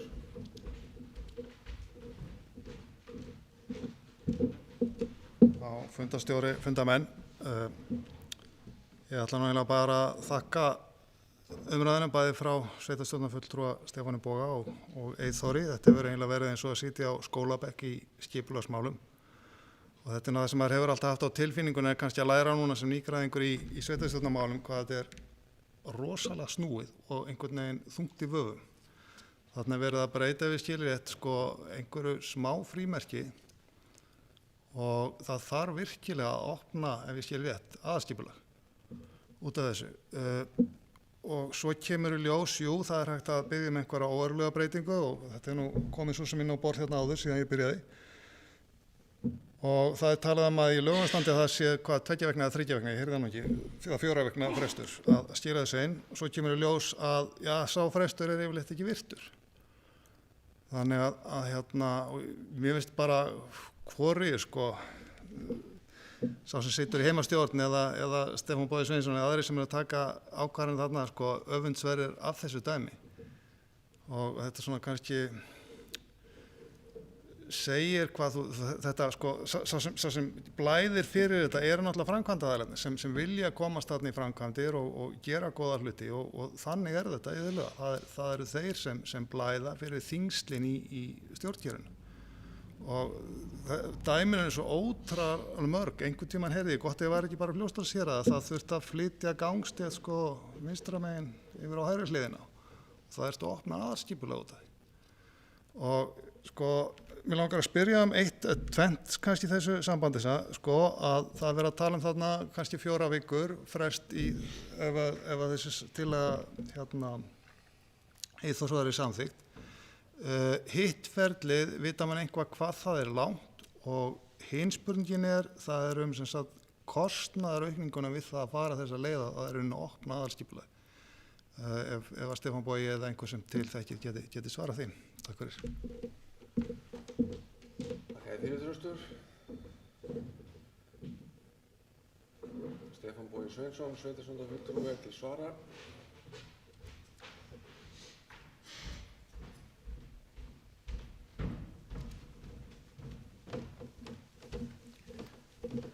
Forseti og ágæta fundarfólk, varðandi tímalengdin á ferlinu þá ljóst að auglýsingatíminn 6 vikur og það auðvitað einhver tími á undan og eftir því. Síðan fer það eftir í hvaða ferli ákveðið að fara, hvort það þarf að bæta við grenndarkynningu aftan á þetta ferli sem þá 4 vikur í viðbót eða hvort það auglýst deiliskipulag samhliða. Þannig að þetta svona, hvað ég segja, ég vona að ég verð ekki hengdur fyrir að nefna 2 til 3 mánuði. Það svona það sem að mætti gera ráð fyrir. Jafnvel lengra. Ég þori ekki alveg að fara með það. Það svona, en þetta er svona miðað við allt gangi rétt. Annað sem við þurfum að gæta að í þessu það að það þarf að staðfesta þetta endalega á sveitarstjórnarfundi þannig að það getur aðeins hitt á hvað langt í slíka fund, hvað langt í endalega staðfestingu. Það svona getur rokkað aðeins á því bilinu. Varðandi kostnaðinn að þá hann ekki, hann ekki himinhár. Vegna orðalagsins að opna aðalskipulagið, þetta í sjálfu sér, það ekki þannig með slíka breytingu að þú farir að opna og velta upp einhverjum mjög mörgum öðrum þáttum. Þú getur alveg haft þetta afmarkaðan þátt þó þetta sé aðalskipulagið. Þannig rauninni þetta er gerð þessara tillögu sem aðkeypt vinna sem kostar og svo bara auglýsingakostnaður sem kemur með því að auglýsa deiliskipulagstilhögun. Þannig að ég hugsa ég nefni ekki neina töl í þessu sambandi en það er bara langt í frá að það skipti í rauninni máli þegar sérstaklega maður horfir á þá heildarhagsmuni sem á baki hjá framkvæmdaaðila. Takk fyrir þetta, Stefán. Sveitarstjórnarfulltrúi Vilhjálmur Jónsson hefur beðið orðið. Gjörðu svo vel, Vilhjálmur.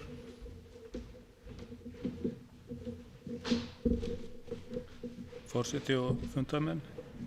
Ég held að þetta sé nú bara mjög góð og geti verið svona árangursrík umræða að fara svona vel yfir þennan þátt skipulagsvinnunar. Ég tek undir það sem hefur komið fram sem ég held að sé að skila sér núna líka. Það er þessi styrking á þessu sviði skipulags- og byggingafulltrúa og muni verða mjög árangursríkt til framtíðar.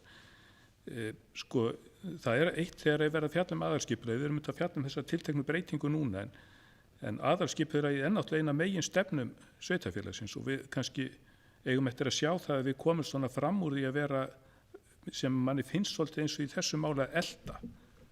Þannig að vinnan og endurskoðun skipulagsins, hún sé meira ráðandi þáttur.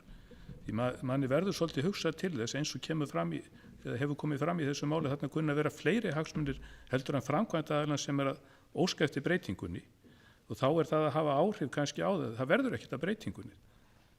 Ekki endilega í þessu tiltekna máli heldur bara svona almennt séð og ég held að öll sveitarfélögin sem saminuðust voru að leggja sitt að mörkum til þess að gera vel en burðirnir verða meiri saman að því að nýta þessa vinnu til þess að taka þessa mikilvægu stefnumörkun lengra.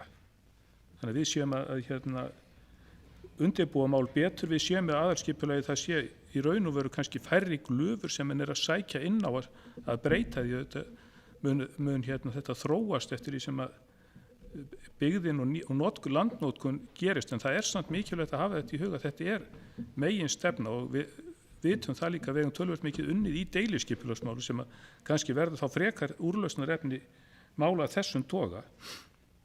En ég held að sé bara mjög mikilvægt að hafa þetta í huga að þó að menn segja þetta hafi ekki tekist nógu vel, kannski einstaka þættir áður í skipulagsmálum að þá vorum það kannski skiptar skoðanir og verða skiptar skoðanir ákveðnar leiðir sem menn er að fara, sérstaklega þegar aðilar er að fara í framkvæmdir og kannski stærri aðilar sem stærri reitir eru undir heldur en í þessu tiltekna máli. Þannig ég held að sé mjög mikilvægt líka að hann gefi sér tíma að það er mikið talað að hraða þessum málum og maður verður líka svolítið hugsi yfir því út af því að þarna kunna vera mótaðilar. Þannig að ég held að sé svo mikilvægt að allir aðilar sem koma að þessu og ekki síst sveitarstjórnin geti vanda til verka. Og það hefur verið nefnt að þetta er lærdómsferli og ég held kannski að væri mjög styrkur fyrir menn að næðist einhvers konar námskeið bæði fyrir nefndin og sviðið og kjörna fulltrúa.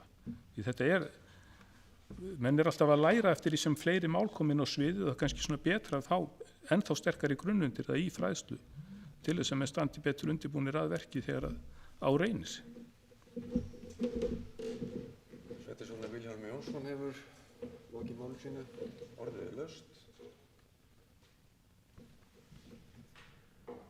Sveitarstjórnarfulltrúi Eyþór Stefánsson hefur beðið orðið, gjörðu svo vel Eyþór.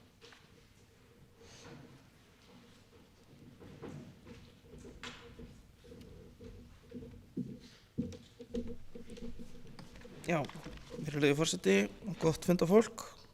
Mér langaði nú bara, af því að Þröstur kom inn á að við erum að fara að kjósa mína tillögu. Ég náttúrulega kom ekkert fram með breytingatillögu, ég kom bara fram með sjálfstæða bókun sem ef ég kann þetta rétt að þá erum við ekkert að fara að kjósa hana. Og ástæðan fyrir ég kom ekkert með breytingatillögu, það er að ég taldi þessa leið rúmast innan tillöguna sem lá fyrir fundinum. En gott og vel, en eftir að hafa hlýtt á umræðurnar og já, ég var að segja mér fróðari menn í skipulagsmálum, þá held ég að ég greiði með óbragði munni með tillögunni og kom ekkert með breytingatillögu, ætli það sé ekki. Ætli maður veri ekki bara að trúa þeim sem eru með meiri reynslu en maður sjálfur í þessum efnum að þetta sé farsælli leið. Þannig að ég var svona hálfpartinn að gera grein fyrir atkvæða mínu, þannig að þetta taldi eiginlega ekki sem 3 skipti.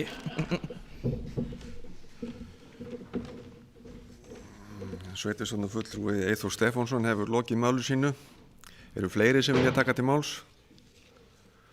Ef svo er ekki, þá hyggst forseti byrja á því að misnota vald sitt og greina frá því að það er fyrirhugaður fundur með forsvarsmönnum sviðsins og byggingaraðilum meðal annars og verktökum.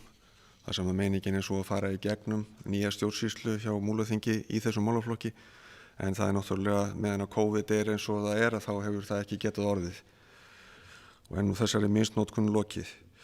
En fyrir liggur tillagan sem eftirfarandi: Sveitarstjórn Múlaþings samþykkir að láta gera og auglýsa tillögu að breytingu á aðalskipulagi Borgarfjarðar til samræmis við fyrirliggjandi áform uppbyggingu á lóð gamla frystihússins. Skipulagsfulltrúi ásamt umhverfis- og framkvæmdaráði falið að vinna málið áfram. Þeir sem eru þessu fylgjandi eru vinsamlegast beðnir að gefa merki.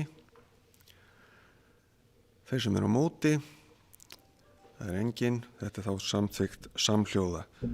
Þá eru við komin að lið 7 á dagskránni, tillaga að friðlýsingu verndarsvæðis norðan Dyrfjalla og náttúruvættisins Stórurðar. Fyrir liggur tillaga frá heimastjórn Fljótsdalshéraðs varðandi umsýslu friðlýsts verndarsvæðis norðan Dyrfjalla og náttúruvættisins Stórurðar. Og eftirfarandi tillaga liggur fyrir: með vísan til fyrri bókunar sveitarstjórnar Múlaþings málið frá 13. janúar síðastliðið ítrekar sveitarstjórn þá afstöðu að mikilvægt sé að umsýsla svæðisins sé fyrst og fremst í höndum heimafólks. Í því samhengi lýsir sveitarstjórn yfir stuðningi við það að Umhverfisstofnun geri umsjónarsamning við ferðafélag Fljótsdalshéraðs svæðið, en félagi hefur sinnt landvörslu á hluta þess að undanförnu. Jafnframt samþykkir sveitarstjórn að gerð verði samningur eins og undanfarin ár við ferðafélag Fljótsdalshéraðs landvörslu í Víkum og í Stórurð, verði friðlýsingu þess svæðis ekki lokið á vordögum. Þá samþykkir sveitarstjórn að viðkomandi heimastjórnum verði falið að tilnefna fulltrúa í nefndir og ráð og tengiliði við Umhverfisstofnun og ferðafélags Fljótsdalshéraðs vegna framangreindra svæða, heimastjórn Fljótsdalshéraðs vegna Stórurðar og verndarsvæðisins norðan Dyrfjalla þegar það hefur verið stofnað og heimastjórn Borgarfjarðar vegna virknanna sunnan Borgarfjarðar. Þessi tillaga liggur fyrir fundinum og orðið er laust. Sveitarstjórnarfulltrúi Stefán Bogi Sveinsson hefur beðið orðið. Gjörðu svo vel.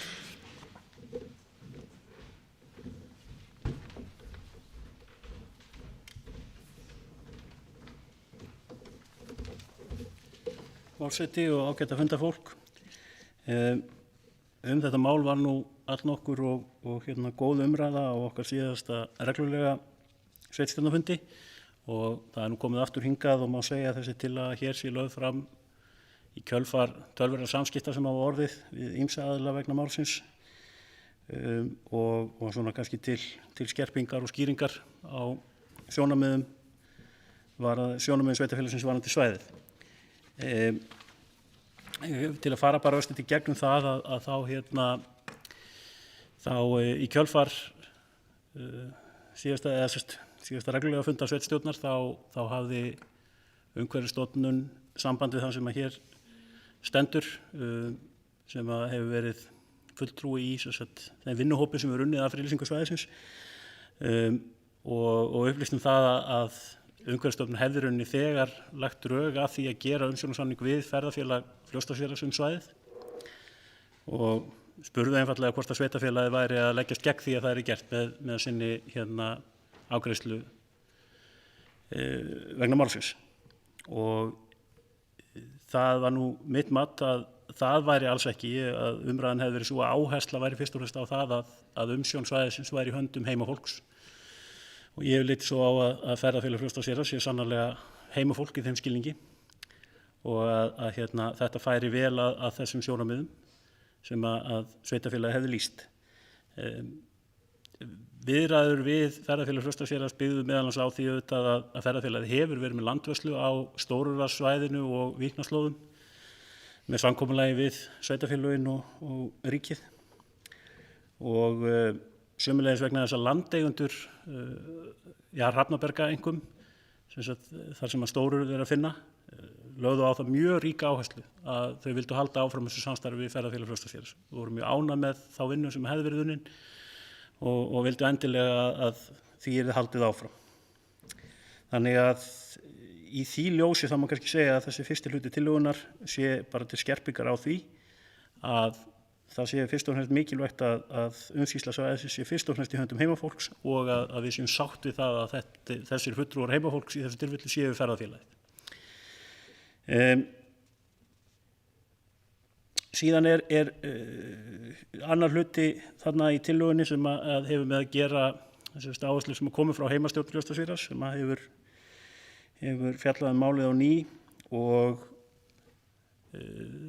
það vissulega þannig að við vorum að leggja til fjármuni bæði þá áður Fljótsdalshérað og Borgarfjarðarhreppur til landvörslu á þessu svæði og náttúrulega svæði sem að landvörslan hefur náð til annað en það sem á að friðlýsa. Þannig að það þarf eftir sem áður að gera samning áframhaldandi landvörslu á Víkum.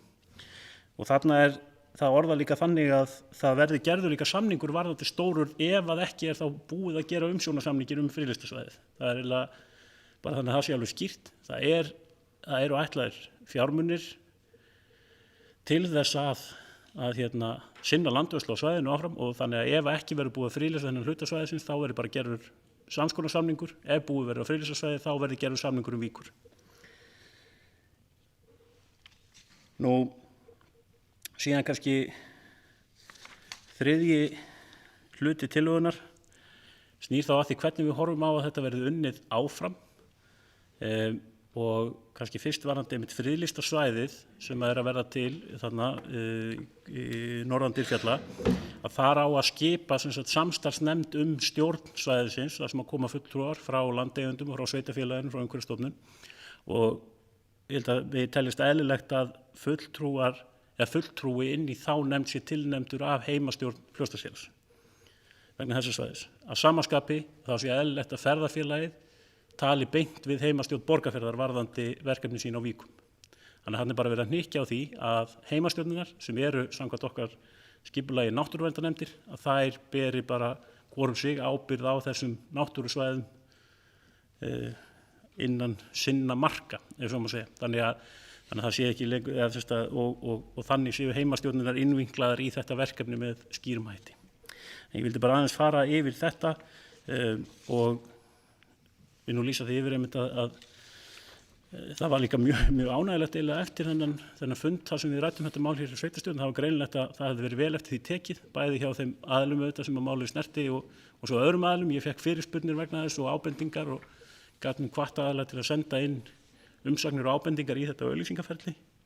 Og það alveg ljóst að þó að þessi vinnuhópur sem að vinnur að friðlýsingunni ekki búin að hittast en við erum búin að fá gögnin. Það eru margar mjög góðar ábendingar og mjög líklegt einmitt að skilmálandi taki einhverjum breytingum, má til dæmis nefna varðandi það sem að rætt var hér á sínum tíma varðandi ref og mink og þess aftar að það mjög líklegt að með lagi skilmálana að þeim ábendingum sem koma fram varðandi það og fleira slíkt. Þannig að ég held að þetta ferli hafi bara yfir fram að þessu verið mjög jákvætt og ég vil segja það einmitt að Umhverfisstofnun hefur verið mjög sveigjanleg varðandi það að taka tillit til ábendinga athugasemda og vilja heimafólks varðandi hvernig þessi skilmálar eru settir fram.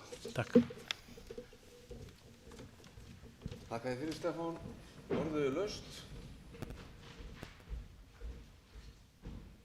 Sveitarstjórnarfulltrúi Jódís Skúladóttir hefur beðið orðið. Gjörðu svo vel, Jódís.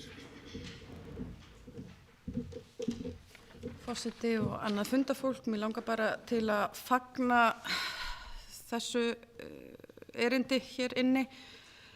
Ég fékk talsvert mikið af símtölum eftir fundin okkar daginn og ég held að þarna við fórum kannski aðeins of geyst og þetta komst ekki nógu vel til skila en ég held að sé afskaplega mikilvægt að hér sé verið að hefja þetta eða ekki hefja, bara halda þessu samtali við ferðafélagið og eins að hlusta sé á vilja landeiganda og þarna auðvitað búið að vinnu lengi og stefna að ákveðinni átt og okkar bókun á síðasta fundi var líklega klaufaleg út frá þeirri vinnu og þeirri vegferð sem var búið að leggja mikið í. En mér langaði bara að fagna þessu og að mínu viti hefur ferðafélagið staðið sig afskaplega vel í þeim verkefnum sem þau hafa verið að vinna og það mikill metnaður varðandi gönguleiðir, stiku, gerð og ýmislegt sem þau hafa lagt í og eru með á áætlun. Þannig að ég fagna þessu. Takk. Takk fyrir þetta, Jódís. Orðið laust. Sveitarstjórnarfulltrúi Eyþór Stefánsson hefur beðið orðið.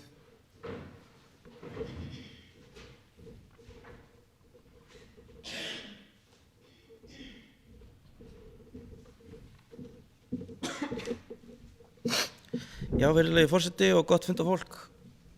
Ég fekk örugglega svona svipu símtöl og Jódís fekk í kjölfarið að það sem var aðeins verið að skamma mig og með réttu í sumum tilfellum að já, það er gríðarlega ánægja held ég að sé óhætt að segja með störf ferðafélagsins í landvörslu á viknarslóðum og þetta er svolítið, ég kom nú inn á það á síðastu fundi, þetta er svolítið einstakt verkefni á landsvísu með það að þetta er landvarsla á einkalöndum og hefur gengið alveg svakalega vel og í þokkabót þá hyggst ferðafélagið byggja íbúðarhúsnæði á Borgarfirði, búin að fá úthlutað lóð, þannig að þeir eiga mikið undir að þetta sé tryggt, þannig að ég hvet okkur öll, ef að við sem erum hér inni, ef við fáum tækifæri til að tryggja þessi samningur, eða það verði gerður samningur við ferðafélagið til eins langs tíma og hægt er og þau vilja. Takk.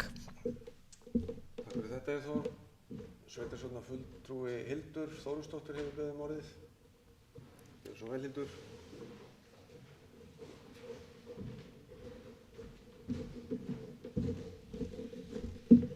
Já, forseti, ágæti fundamenn. Starfsemi ferðafélags Fljótsdalshéraðs hefur verið með ágætum síðustu ár og ég get vottað það að það er unnið út frá miklu metnaði, framtíðarsýn og ástríðu og ég fagna þessari tillögu og fyrirhugum verkefnum. Það er virkilega verið að vinna að mikilvægum hlutum þarna. Takk. Takk fyrir þetta Hildur. Orðið er laust.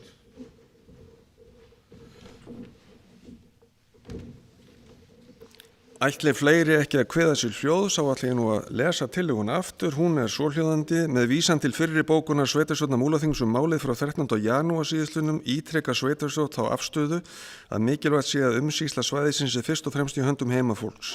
Í því samhengi lýsir sveitarstjórnin við stuðningi við það að Umhverfisstofnun gerir umsjón á samningu ferðafélag Fljótsdalshéraðs svæðið en félagið hefur sinnt landvörslu og hluta þess að undanförnu. Jafnframt samþykki sveitarstjórnar gerð verið samningur eins og undanfarin ár við ferðafélag Fljótsdalshéraðs landvörslu í Víkum og í Stórurð verði friðlýsingu þess svæðis ekki lokið á vordögu.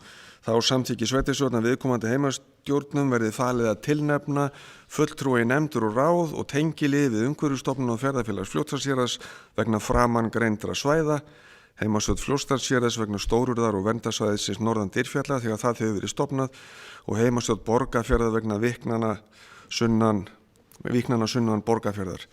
Þessi tillaga liggur fyrir til afgreiðslu. Þeir sem eru samþykkir vinsamlega gefið merki. Þeir sem eru móti gefið merki. Þetta er samþykkt samhljóða. Þá er komið að lið 8, birting hreindýrakvóta fyrir 2021. Fyrir liggur erindi frá félagi leiðsögumanna með hreindýraveiðum þar sem óskað er eftir því að sveitarstjórn Múlaþings kanni hjá umhverfis- og auðlindaráðuneyti hvað valdi töfum á birtingu hreindýrakvóta fyrir veiðiárið 2021. Eftirfarandi tillaga er lögð fram.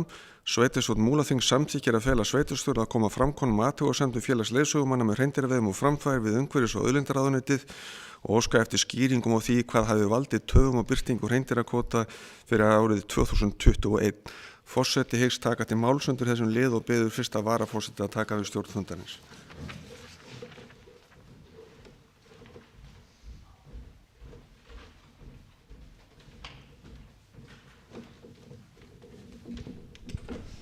Og það er Gauti Jóhannesson, sveitarstjórnarfulltrúi sem hefur beðið orðið. Gjörðu svo vel.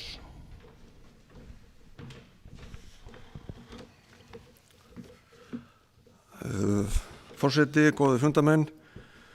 Það hefur nú borið til frá því að þetta erindi barst frá félagi leiðsögumanna með hreindýraveiðum að veiðikvótinn hefur verið gefin út og það er á svipuðum tíma eins og venja er miðað við síðustu ár. Þessar úthlutanir þær hafa heldur færst aftar svona í gegnum tíðina. Mér langar af þessu tilefni að ræða svolítið þessa úthlutun og þá skoðun mína að sveitarfélög hér á svæðinu ættu að hafa meira með umsýslu hreindýraveiða að gera. Þetta er jú staðbundin auðlind hér á þessu svæði. Þetta hreindýraveiðar útvega tugum manna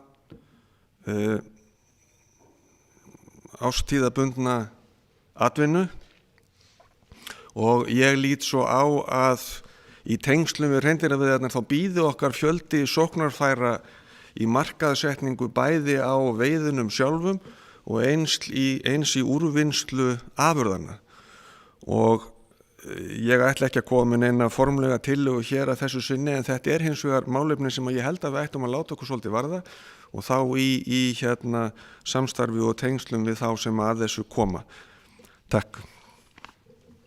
Guðmundur Jóhannesson hefur lokið máli sínu. Þröstur Jónsson, sveitarstjórnarfulltrúi, hefur beðið orðið. Gjörðu svo vel.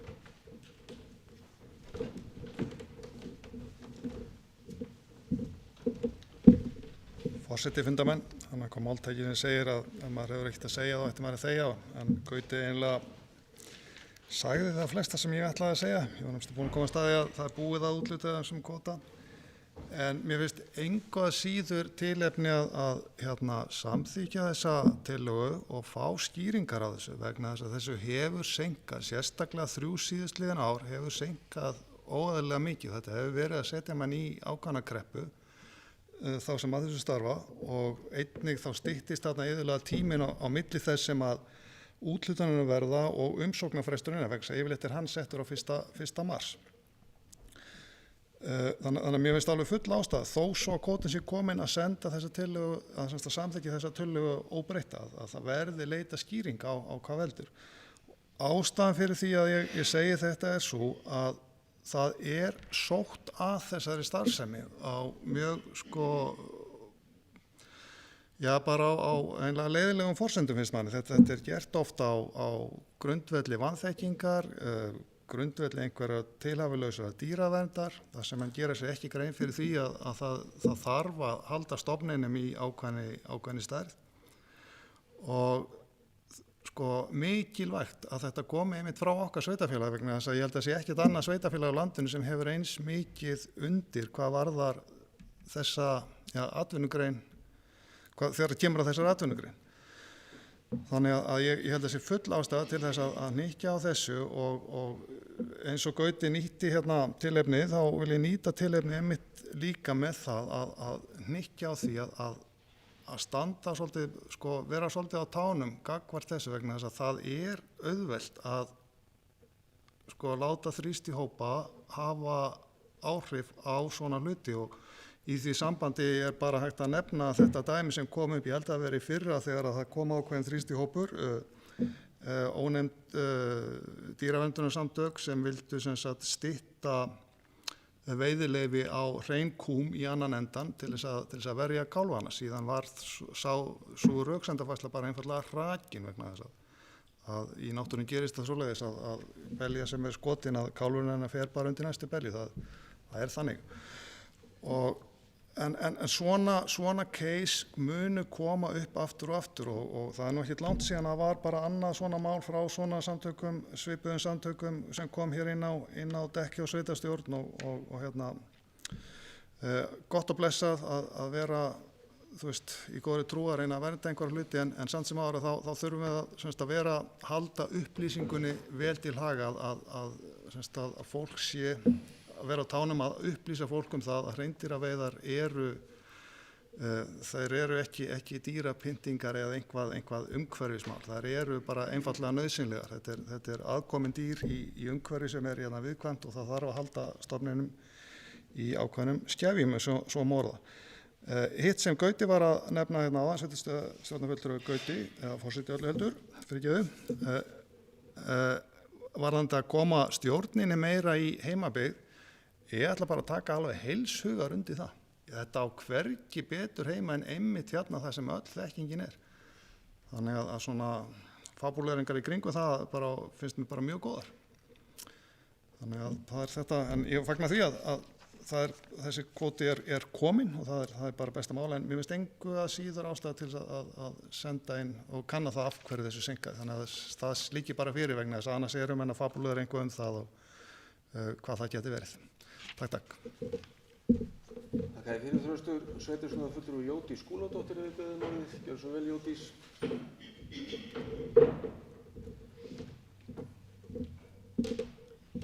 Forseti og annað fundafólk, mér langar nú að taka undir með sveitarstjórnarfulltrúa Þresti Jónssoni varðandi bókunina. Ég held að það sé mjög mikilvægt að fylgja þessu eftir og fá bara svör við því hvað veldur að þetta að tefjast að mér sýndist, ef ég man rétt einhverja daga svona ár frá ári, alltaf að dragast lengur að birta þetta.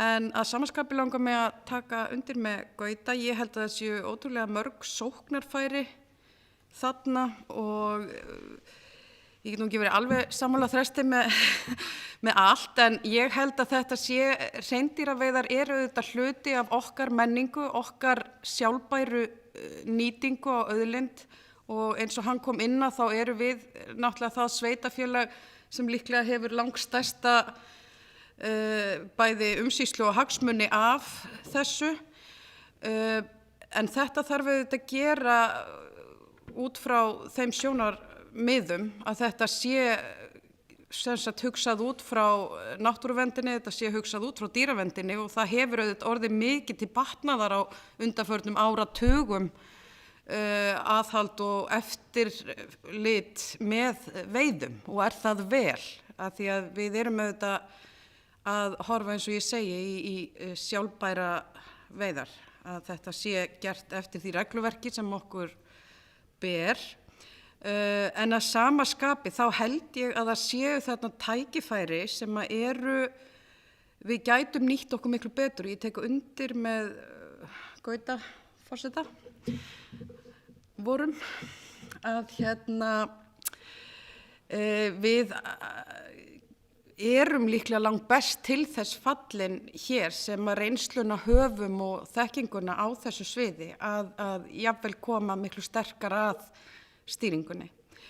Þegar ég segi sóknarfæri þá held ég að það sé mikið eins og kom hér fram. Það er mikil atvinnusköpun í kringum þetta og þar getum við einnig horft til kjötvinnslunar og fullnýtingar á afurðunum sem þarna komu fram og þetta er bæði ferðaþjónustu tengt og það er svo margt, það eru svo mörg tækifæri sem þarna liggja, en þetta þarf auðvitað alltaf að gerast í sátt við samfélagið, í takt við lög og reglur og í sátt við umhverfi og náttúru. Takk. Þakka þér fyrir, Jódís. Orðið er laust.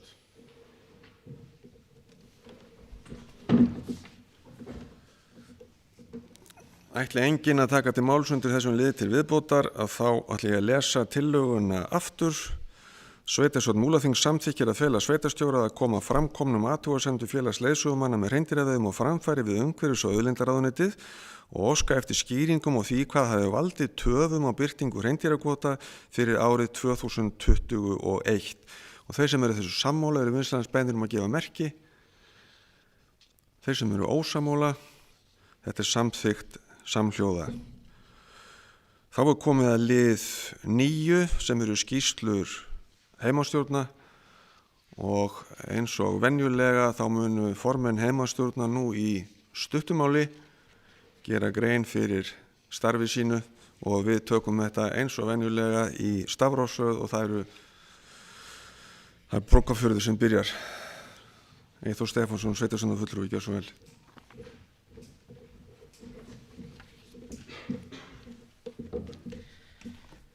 Virðulegi forseti, gott fundarfólk.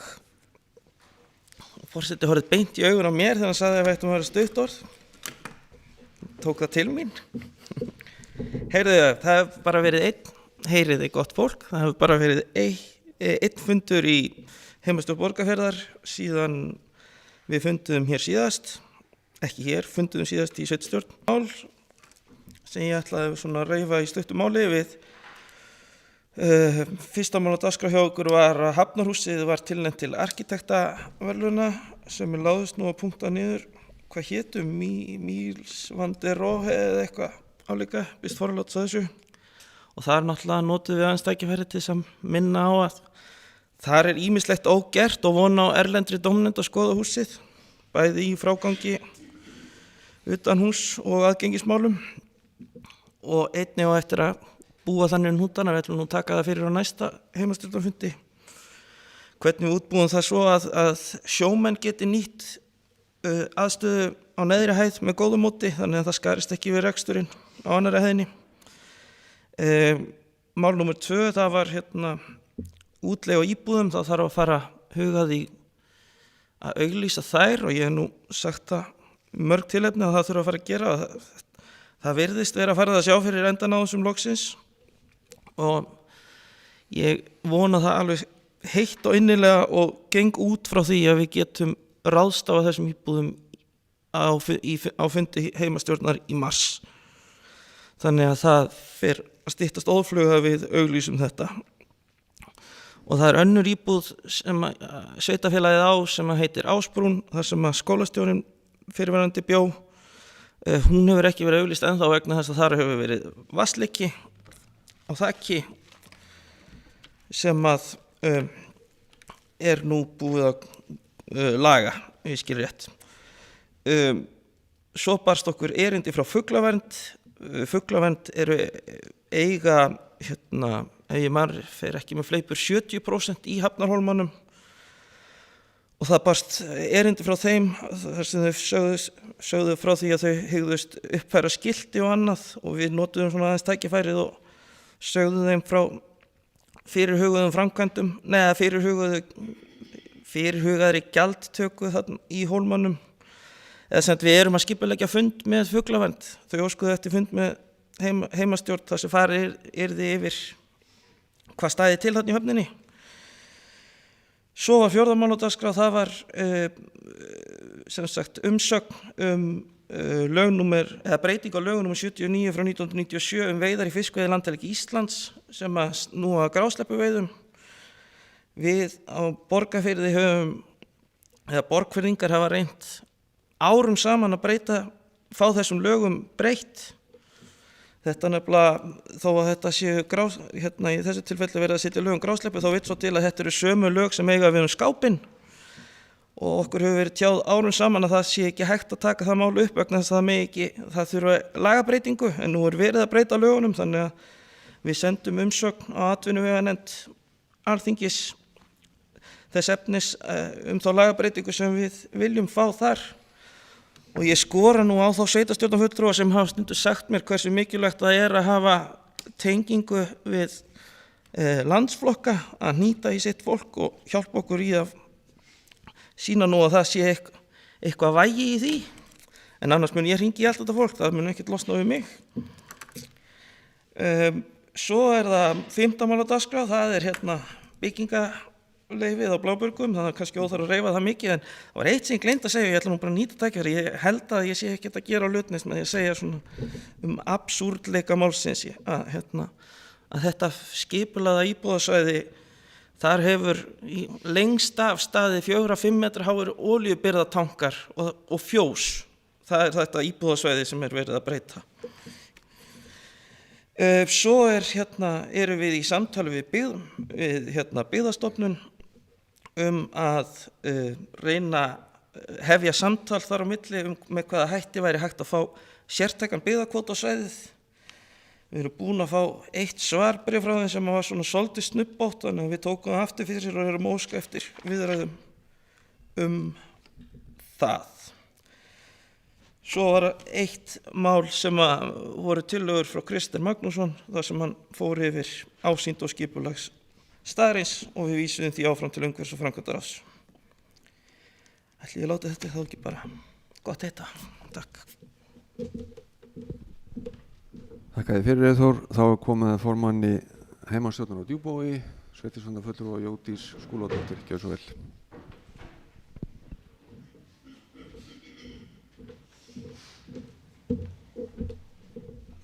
Forseti og annað fundafólk. Heimastjórn á Djúpavogi hefur fundað tvisvar frá síðasta sveitarstjórnarfundi. Við höfum farið yfir ýmis mál og ég ætla svona nefna nokkur hérna. Á fundi þann 1. febrúar að mig minnir sem haldinn var á Djúpavogi fengum við Pál Líndal inn á fund til okkar og hann fór yfir umferðarvenju könnun og þetta tengir svo sem næsta máli sem ég fjallum líka. þarna voru umferðarvenjur Djúpavogsbúa kannaðar og það kom nú í ljós sem dálítið áhugavert að yfir 50% barna á Djúpavogi sem búa innan við 1 kílómetra frá skólanum ekið í skóla og ég að segja ykkur þetta því þetta tengist næsta atriði sem skipulag íþróttasvæðis á Djúpavogi. Neisti þarna með fyrirhugaða mikla uppbyggingu og svæðið sem skipulagt þarna þegar fólk keyrir inn í bæinn. Við vorum semst að fjalla þar að koma inn í skipulag á þessu svæði gönguleið, þannig að ástæðan fyrir því að börnunum yfirleitt keyrt held ég að það engin svona hring, það engin hringur á Djúpavogi þar sem hægt að komast beint yfir. Þú þarft alltaf að fara alveg niður í bæ og svo tilbaka og þessar hugmyndir bara mæltust vel fyrir og þarna mikil uppbygging fyrir huguð á þessu svæði, bæði varðandi íþróttasvæðið og neista en einnig við tjaldsvæði og annað og að búa þarna til bara, já, svona notalegt miðsvæði og auðvelda þar með allar tengingar fyrir gangandi farþega, gangandi vegfarendur inn í bænum. Við bókuðum fráveitu á Langatanga og sú bókun hefur nú farið öfugt ofan í einhverja en það kannski ef ég nota tækifærið og nefni það að þarna að mínu viti svolítið sambærilegt mál og fór hér í áðan að ræða frá Borgarfirði. Bókun heimastjórnar snýst fyrst og fremst að því að finna hvar flöskuhálsinn, laga það og halda áfram. Fráveitumál á Djúpavogi í vondum málum, það mistök í gamalli sögu en það ekki það sem við erum að einblína á núna eða hver ber ábyrgð hvar. Við erum fyrst og fremst að halda málinu lifandi, vekja á því athygli að staðan hefur verið óbreytt í ansi langan tíma og hvetja til þess að samtal verði á milli þeirra aðila sem að þessu koma, bæði innan skipulagssviðs, hitaveitu og heimastjórnar, þannig að málinu verði haldið áfram. Það komu ýmis önnur mál inn á borð, til dæmis fjarskipti í Berufirði, viðhald fasteigna, erindi gatnagerðargjöld og sorphirðugjöld. Við fjölluðum Vogshúsið, það hefur komið inn á fundi til okkar, það í ákveðnu ferli hjá sveitarfélaginu. Mig langar að nefna við fjölluðum minnismerki frelsi í minningu og til heiðurs Hans Jónatan og bókuðum það sem sagt listaverk sem fyrirhugað á svokölluðum Kallabakka, beint fyrir framann bæjarskrifstofuna. Já, svo voru þetta nú bara svona ýmis mál, en svo var fundur í morgun, aukafundur í heimastjórn varðandi fyrirhugaðar breytingar á staðsetningu eldissvæða og útsetninga, ég kann nú ekki fara með þetta einu sinni, útsetningar áætlun. Það liggja fyrir breytingar hjá fyrirtækinu. Þeir að færa kvíar og breyta þessari umsýslu sinni þarna og heimastjórn tók það mál fyrir í morgun og bókaði það. Annan var það ekki að sinni. Takk. Þakkaði fyrir Jódís. Vilhjálmur Jónsson, formaður heimastjórnar Fljótsdalshéraðs, gjörðu svo vel.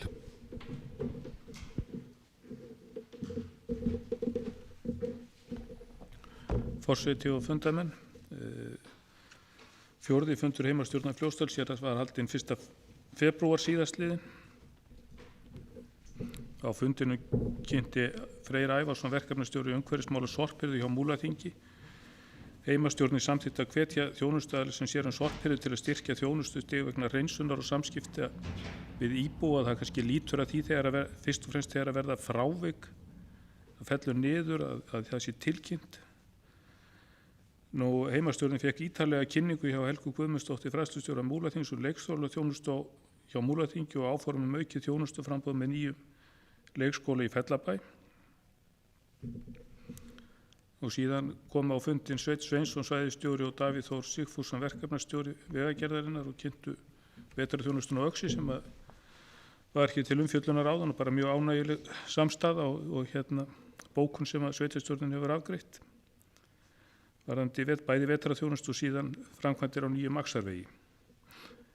Og óþarf auðvitað að rifja upp þessa ríku áherslu sem var lögð á greiða samgöngur milli byggðakjarna við undirbúning sameiningarinnar. Á fundinum var staðfestur samningur við Fjallamenn Austurlands EHF stöðvalausa rafskútalegu á Egilsstöðum sem að verður svona áhugaverð þjónustu viðbót í samgöngur á Egilsstöðum ef að vel tekst til. Nú raforkumál og flutningskostnaðar á raforku í dreifbýli verða áfram til umfjöllunar hjá heimastjórn Fljótsdalshéraðs og nánar upplýsingar er að finna á vef Múlaþings í fundargerðum heimastjórnarinnar.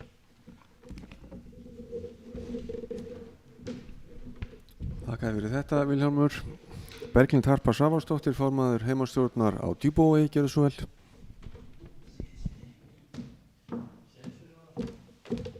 Seyðisfirði, já takk.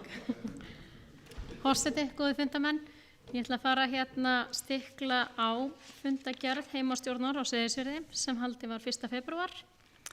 Fyrsti liðurinn er skriðuföll á Seyðisfirði.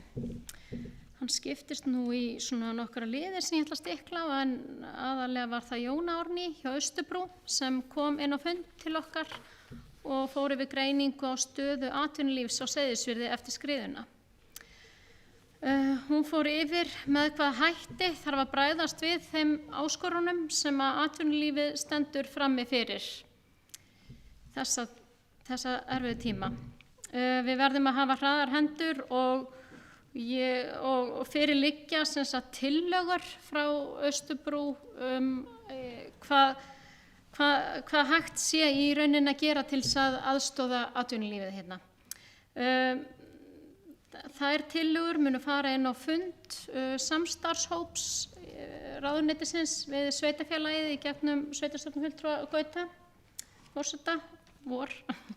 En það skiptir öllu máli að hafa hraðar hendur og eins og var lagt áherslu á að leggja ekki bara áherslu á að það þurfi að gera eitthvað í málunum heldur koma með skrefin, hvað eigum við að gera. Og það ber að gera og hvert sveitarfélag og hvert byggðarlag þarf á atvinnulífi að halda og við verðum að bregðast hratt og vel við þarna. Undir þessu lið þá voru tveir sem að sýndu áhuga heimildamyndagerð sem satt í kjölfar skriðnanna en við komum því bara framfæri heimastjórn að efnið sé afar viðkvæmt og teljum mikilvægt að tekið sér til bæjarbúa varðandi umfjöllun, hvernig efnið er nálgast. Einnig var boð frá Dalabyggð aðstoð við uppgræðslu á skriðusvæðum og við þökkum það boð og höfum það til hliðsjónar. Þá erum við komin í annar lið, okkur barst erindi dagdvöl fyrir eldri borgar á Seyðisfirði.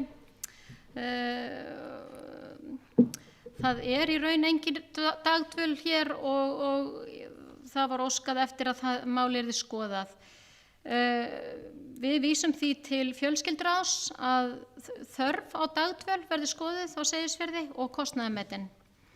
Okkur finnst mikilvægt að hún verði í boði og horfum til þess úrræðis að íbúðakjarninn sem mun rísa hér með 8 íbúðum fyrir fólk 55 ára og eldri að í miðjukjarna, þetta eru 4 íbúðir og svo kemur svona miðjukjarni og aðrar 4 íbúðir. Þessi kjarni, sveitarfélagið hefur skuldbundið sig til að leigja það til framtíðar og þetta er virkilega opið, bjart og fallegt rými sem að miklu möguleikar skapast í þessum málum. En fjölskylduráð mun taka þetta erindi og vinna frekar með það. Í þriðja lið þá var bara stöðuleyfi sem að við veittum jákvæð umsögn á pylsuvagn. Fjórði liður, það voru framkvæmdir við lausar kennslustofur. Þetta er úrræði sem átt að vera bráðabirgðalaust en það var einhver misskilningur í þessu og það var farið í fullnaðar hönnun án þess að ég fari algjörlega í hvernig þetta mál í skoðun og það verður sem sagt leita lausna og við ítrekum það að heimastjórn vildi fylgjast grannt með því máli, þeim skrefum sem var tekin þar. Í 5. lið þá var umsókn byggingarleyfi, það spennustöðum við ferðihúsið og við veittum jákvæða umsókn þar og þá hef ég lokið minni yfirferð. Takk fyrir.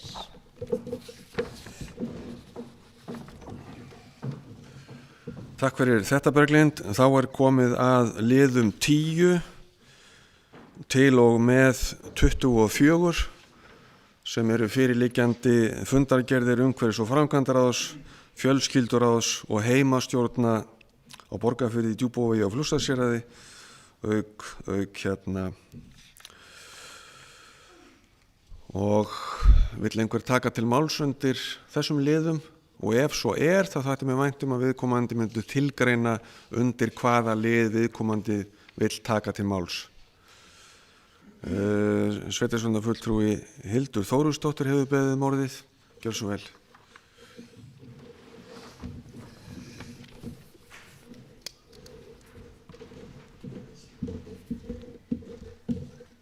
Forseti, ágætu fundarmenn, þetta vegna liðar númer 22. Heimastjórn Seyðisfjarðar, fundargerð frá 1. febrúar 21. Þetta varðandi lið 4. Þar sem fulltrúi heimastjórnar leggur fram sérbókun lausar kennslustofur. Og ég þarf að árétta hér nokkra hluti sem nauðsynlegt að leiðrétta.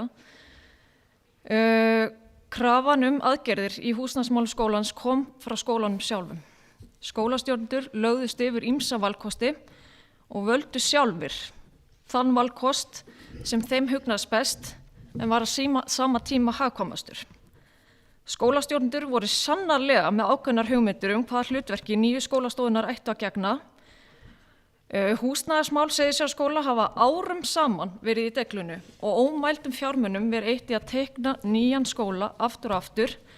Aldrei hefur tekist að framkvæma að byggja nýjan skóla vegna skorts á fjármagni. Ég frábið mér slíkri smættun á lausn sem unnin var innan frá, því hver þekki betur þarfir skólans en skólastjórnendur og starfsfólk. Takk. Hildur hefur lokið máli sínu. Sveitarstjórnarfulltrúi Kristjana Sigurðardóttir hefur beðið orðið.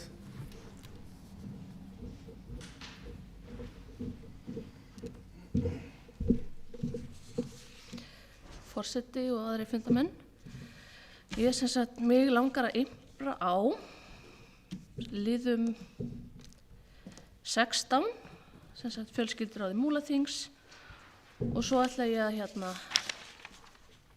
pota í liði 23 og 24. En sem sagt liði 16 það fjölskylduráð Múlaþings og það sem sagt mál þar undir sem heitir sérfræðiþjónusta skóla.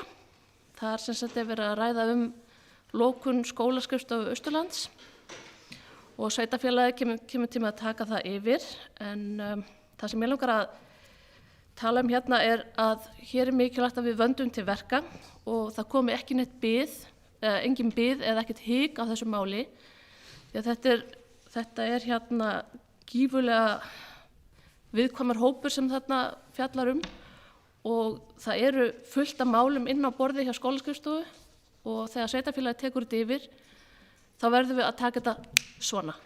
Það þýðir ekki að stoppa því að það eru mál sem bæði liggja þar inni eins og ég var búin að koma inn á og sem bíða eftir að vera tekin fyrir og ég veit að frá fyrstu hendi að skólastjórnendur, þeir eru pínu svona smeykir og hræddir við að það komi einhver svona bið sem má alls ekki gerast. Þannig að við þurfum að passa upp á þetta og ég treysti það að við komum tíma að gera það. En svo ætla ég, eins og sem margir aðrir sem hafa fagnað hér í dag, ætla ég að fagna þessum liðum 23 og 24 og það ungmennaráðið. Og fyrir ykkur sem ég ekki hafi starfað áður með ungmennaráðum, þá þetta gaman. Þetta eru öflugir krakkar sem hafa skoðanir og vilja virkilega láta gott að sér koma og því vil ég hvetja okkur öll að hafa ungmennaráð í huga þegar við erum að fjalla einhver mál að senda þau inn til ungmennaráðs og leyfa þeim að fjalla um málin og koma með kannski punkta þeirra innsýn, þeirra í framtíðin. Takk fyrir. Þakkum Kristjánu fyrir. Sveitarstjórnarfulltrúi Elvar Snær Kristjánsson hefur beðið um orðið. Gjörðu svo vel.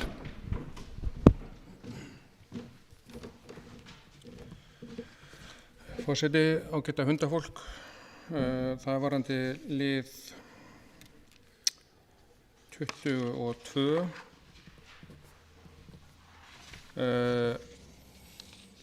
Ég fagna þessari samantekt Austurbrúar atvinnumálin hérna og sem að náttúrulega ber með sér hvað það brothætt hjá okkur atvinnulífi þegar verðum fyrir svona stórum skakkafullum eins og 18. desember og undirstrika það einmitt að hversu mikilvægt fjölbreytt atvinnulíf og við þurfum að gera allt til að stuðla því. Einnig hérna í þessari fundagerð heimastjórnar Seyðisfjarðar kemur hérna, það tengist kannski þessu, mér langar að beina því til heimastjórnar, tengist þessu skrifum þar segja.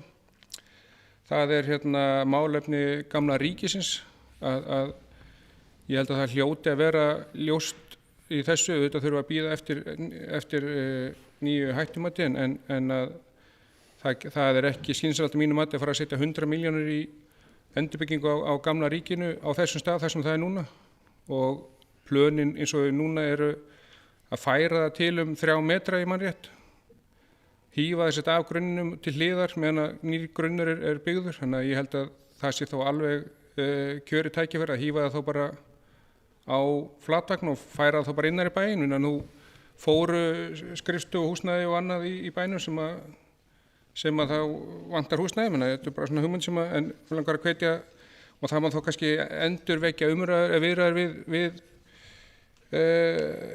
ríkisstjórn eða ráðamenn að hvort það sé hægt að bæta það við þessum kostnaði flutningnum.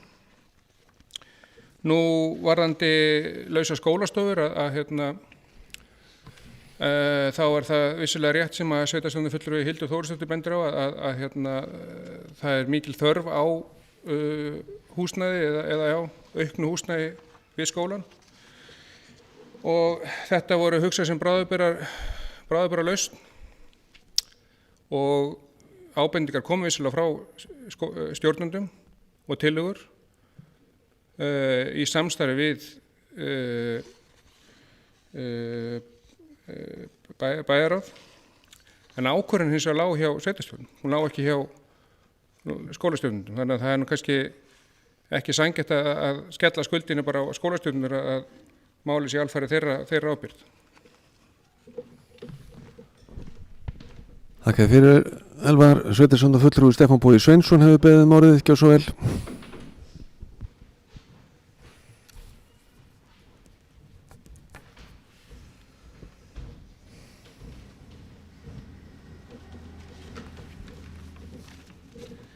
Forseti og ágæta fundafólk, það undir lið 22, það umrædd fundagerð heimastjórnar Seyðisfjarðar og aðeins kannski bara til að bregðast við því sem framkom í máli Elvars Snæs Kristjánssonar sveitarstjórnarfulltrúa. Það vegna málefna gamla ríkisins vildi ég upplýsa það að á fundi umhverfis- og framkvæmdaráðs núna áðan var samþykkt tillaga þess efnis að ráðið myndi skipa ráðgjafarnefnd sem í sætu fulltrúar íbúa Seyðisfjarðar, heimastjórn Seyðisfjarðar, minjastofnana og umhverfis- og framkvæmdasviðs sem myndi gera tillögur aðgerðir í tengslu við eldra húsnæði utan Búðarár og gamla ríkið þar á meðal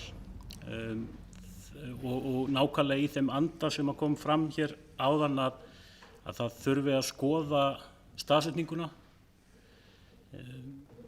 Það liggur fyrir ráðinu að ljúka skipun þessari nefndar fyrir lok febrúar og þá á sama tíma ætlum við að vera búin að vera í sambandi við einmitt þá byggingarnefnd sem starfandi með gamla ríkið til þess að átta okkur betur á því hvað skref hent á þessum tímapunkti en það alveg ljóst að atburðirnir í desember leiða til þess að við þurfum að endurskoða eða endurmeta hugmyndina Gamla ríkið og ég ætla nú ekki að segja til það hver niðurstaðan þar verði. Til þess ætlum við ráðgjafa nefndina að fá inn tillögur þetta atriði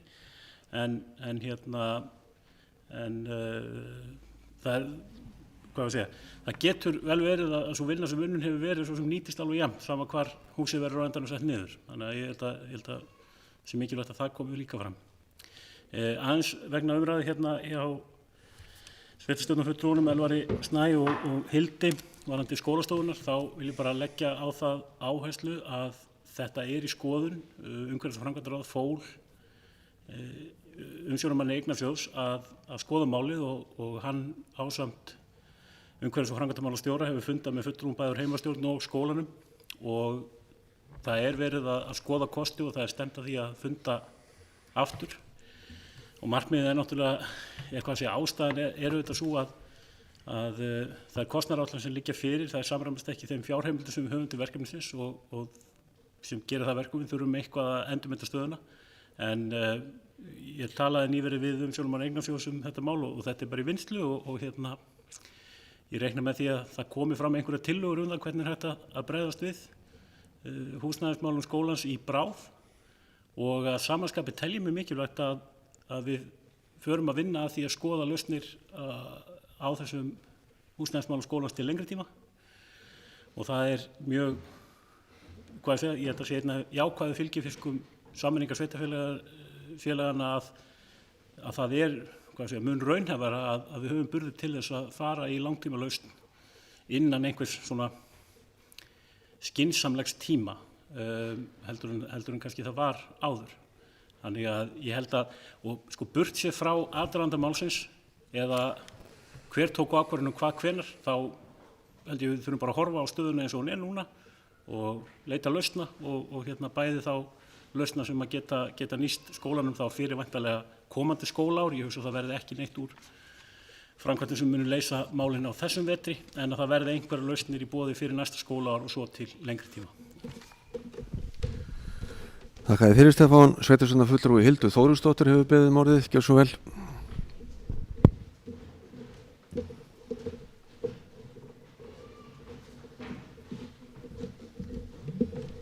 Forseti og fundarmenn, þetta varðandi lið 22, mál nr. 4. Sveitarstjórnarfulltrúi Elvar Snær hefur misskilið mál mitt hressilega hér áðan. Ég var að gagnrýna sérbókun fulltrúa heimastjórnar þar sem hann smættar þá vinnu sem átti sér stað við val á lausn í húsnæðisvanda skólans sem sannarlega hefur verið til staðar í vetur eins og síðustu ár og raunar áratugi ef út í það farið. Ég myndi segja að skandalinn þessu máli sé að þessar skólastofur standi lausar og það blaut tuska í andlit nemenda og starfsfólks Seyðisfjarðarskóla að þurfa að horfa upp á þessa lausn sem að loksis var ráðist í. Menn voru búin að velta vöngum og fara margar hringi í fleiri ár án þess að gera nokkurn skapaðan hluti í málinu. Og það farið þarna í fullnaðarhönnun á bráðabirgðalausn. Það náttúrulega augljóslega mistök sem átti sér stað. Það þarf að skoðast og í vinnslu. Og ég bara hvet fólk til þess að vinna þessa hluti hratt því að húsnæðisvandi skólans sannarlega til staðar og hann þarf að leysa fyrr en síðar.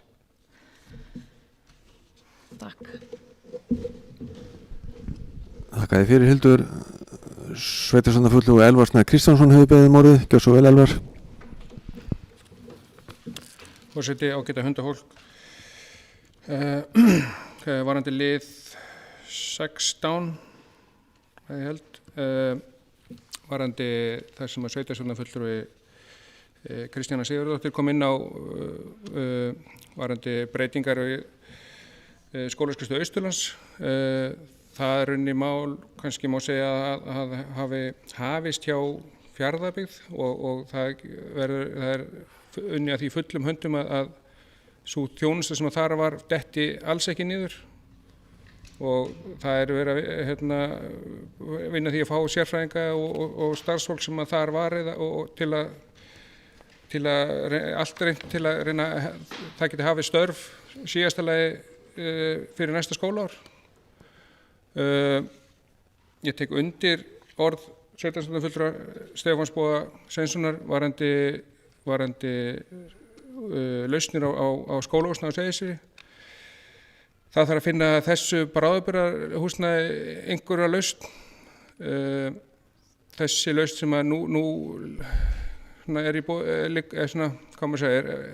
byrjað á, tel ég ekki vænlega að mörgu leyti vegna til dæmis kostnaðar, vegna staðsetningu á grunninn sem að væntanlega verður þá til nýttverð til varanlegs húsnæðis. Þannig að það þarf að byrja því að færa þá húsin þegar að vera byrjað á nýjum skóla.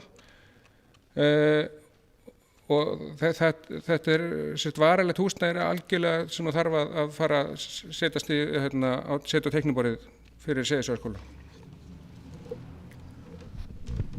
Þakka þér fyrir, Elvar. Sveitarstjórnarfulltrúi Berglind Harpa Svavarsdóttir hefur beðið orðið.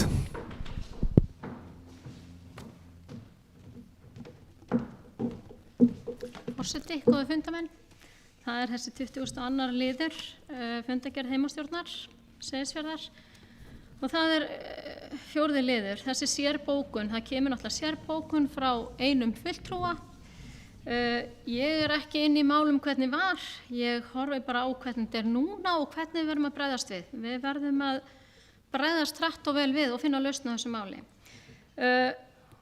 Þetta er í þeim farvegi að eins og kom hér fram að eignasjóður, þetta sé á hendi eignasjóðs, en ég sá nú að fræðslustjóri ætti að vera þar inni líka og er þá í góðu samstarfi við sitt fólk, í rauninni náttúrulega skólastjóra og starfsfólk að finna lausn á þessu málum. Varðandi það að það hafi verið fundað með heimastjórn, ég held að hafi verið boðað með örstuttum fyrirvara. Ég vissi ekki á þessum fundi fyrir en eftir á, það var einn fulltrúi frá heimastjórn sem kom, bara svona ítrekkaði að hafa aðeins meiri fyrir og bara, mér finnst bara mjög mikilvægt að heimastjórn komi og sérstaklega ég svona sem utanaðkomandi að mig alveg klæjar í að sjá og geta tekið þá betri ákvarðanir líka, þannig að við séum pottþétt boðuð á þá fundi sem að þarf og fá það fólkinu fund til okkar.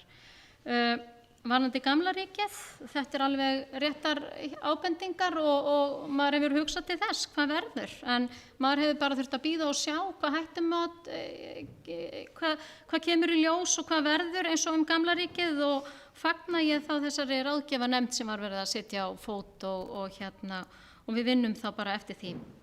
En eins og með þetta mál að þetta er greinilega hitamál, en með skólastofurnar, við bara finnum lausn á þessu, við tökum bara rétt skref, upplýst, bara finnum góða lausn á þessu máli. Ég er algjörlega á því. Takk fyrir. Takk fyrir þetta, Berglind. Sveitarstjórnarfulltrúi Hildur Þórusdóttir hefur beðið orðið. Gjör svo vel, Hildur.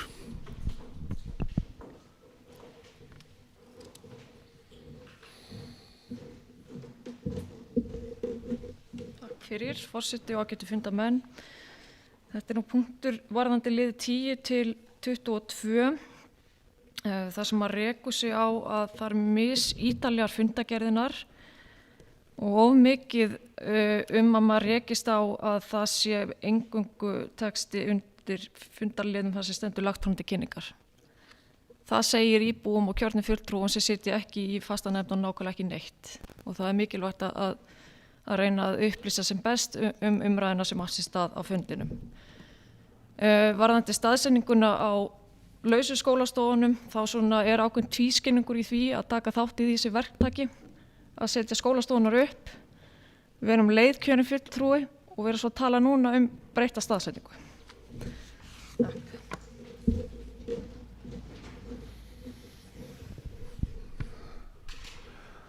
Þakka þér fyrir, Hildur. Sveitarstjórnarfulltrúi Stefán Bogi Sveinsson hefur beðið orðið.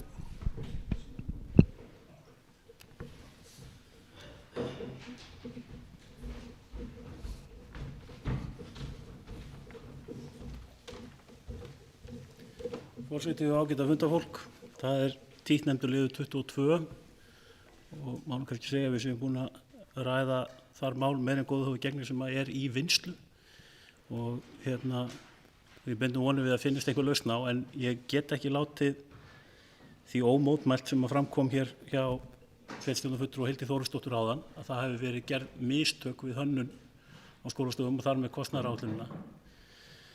Það er ekki nein mistök að ræða í því. Ef að við erum að setja upp húsnæði fyrir starfsemi skóla, þá þurfum við að standast ákveðnar kröfur. Það er að mínu viti allan ekki tilneitt sem heitir bráðabirgðaúrræði í því sambandi. Þannig ef við ætlum að byggja og gera þetta klárt fyrir starfsemi Seyðisfjarðarskóla, þá þarf að standast lög og reglugerðir sem það gilda. Nema að fulltrúar hér séu tilbúin að taka þá ákvörðun að líta bara fram hjá þessum reglum. Það er ég ekki tilbúin til að gera. Þannig að ég held að ef einhvers staðar voru mistök gerð í því, þá voru það mistök að gera ráð fyrir því að það væri hægt að gera þetta með einhverjum ódýrari hætti með vísan til þessa tímabundið úrræði væri að ræða, sem að ég skil þó ekki að hafi geta verið tímabundið þar sem að það var ekki, lá ekki á borðinu nein varanleg lausn. Þannig að ég held að það hljóti að vera skilgreiningar atriði fyrir tímabundið úrræði að það sé til einhvers tíma þangað til varanleg lausn finnst. Þó það kunni að hljóma skringilega, verandi með húsnæði, gamalt húsnæði sem að stendst engan veginn það kröfur sem í dag, að þá eru reglurnar einfaldlega þannig. Ef húsnæði þetta staðar, starf sem í því, þá þarf ekki að uppfæra það með lög og reglur. En ef að þú kemur með nýtt húsnæði eins og að ræða þess tilfelli, þá þarf að standast kröfurnar og hönnunin og kostnaðaráætlunin miða við það. Og það er ekkert hægt að horfa fram hjá því. Og þetta er ástæðan fyrir stöðunni sem við höfum í dag. Við erum með mun minna fé á fjárhagsáætlun til verkefnisins heldur en þarf til að klára það samkvæmt kostnaðaráætlun. En ég hef fulla trú á því við finnum einhverja lausn sem við getum nýst skólanum og tel mikilvægt að leggja áherslu á það að við horfum bara fram á veginn með það. Takk. Þakka þér fyrir, Stefán. Orðið er laust undir þessum liðum 10 til og með 24. Ef enginn kveður sér hljóðs, þá skulum við halda áfram dagskrá og tökum þá fyrir lið 25 sem er skýrsla sveitarstjóra. Björn Ingimarsson, sveitarstjóri, gjör svo vel.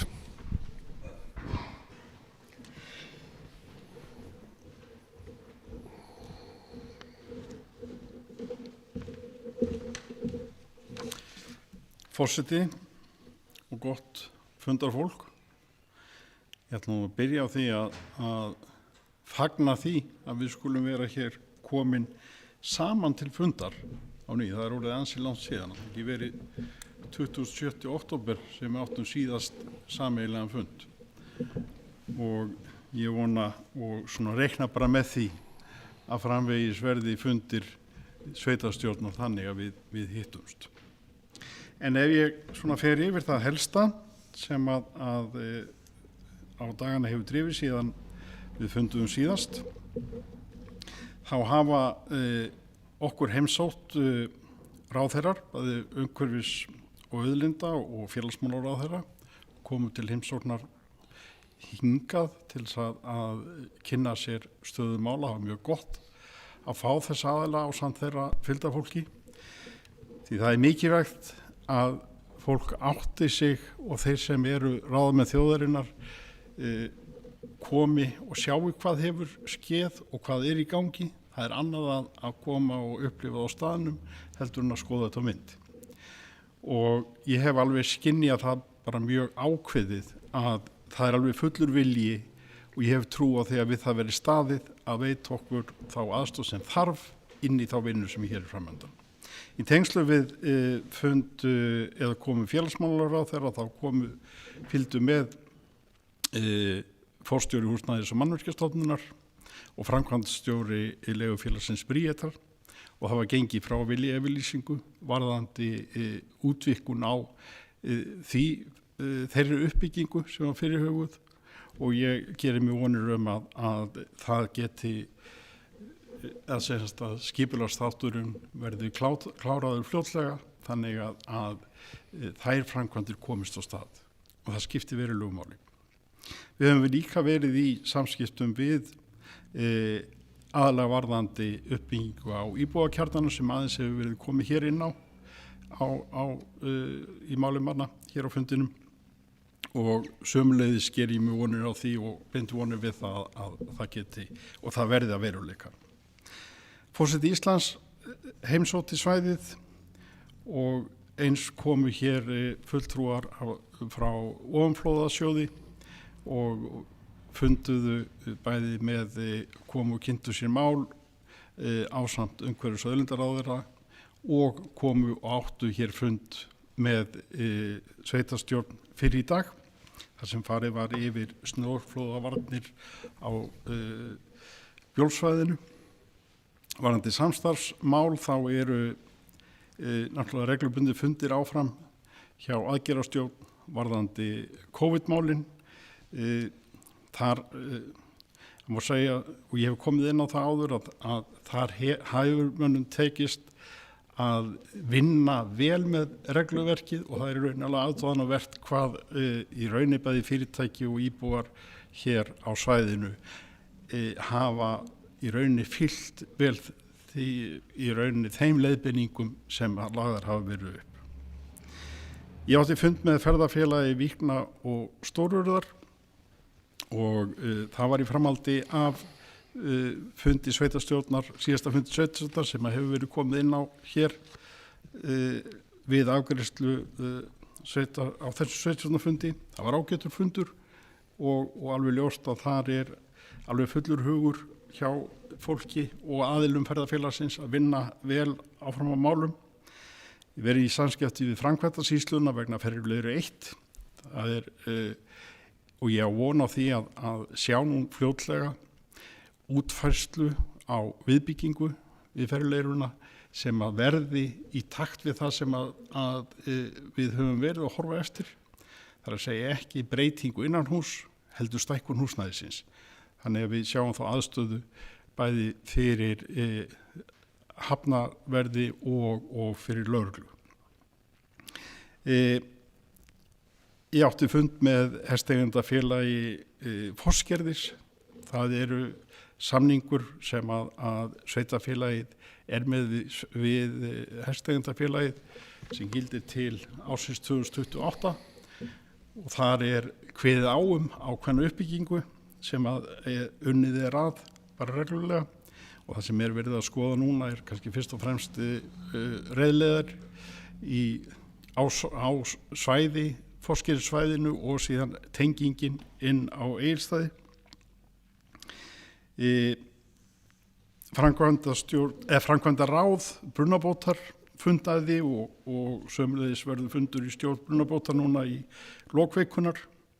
Við höfum verið að fara yfir mál sjúkraflutninga sem að brunavarnir á Austurlandi önnuðust sjúkraflutninga frá Vopnafirði.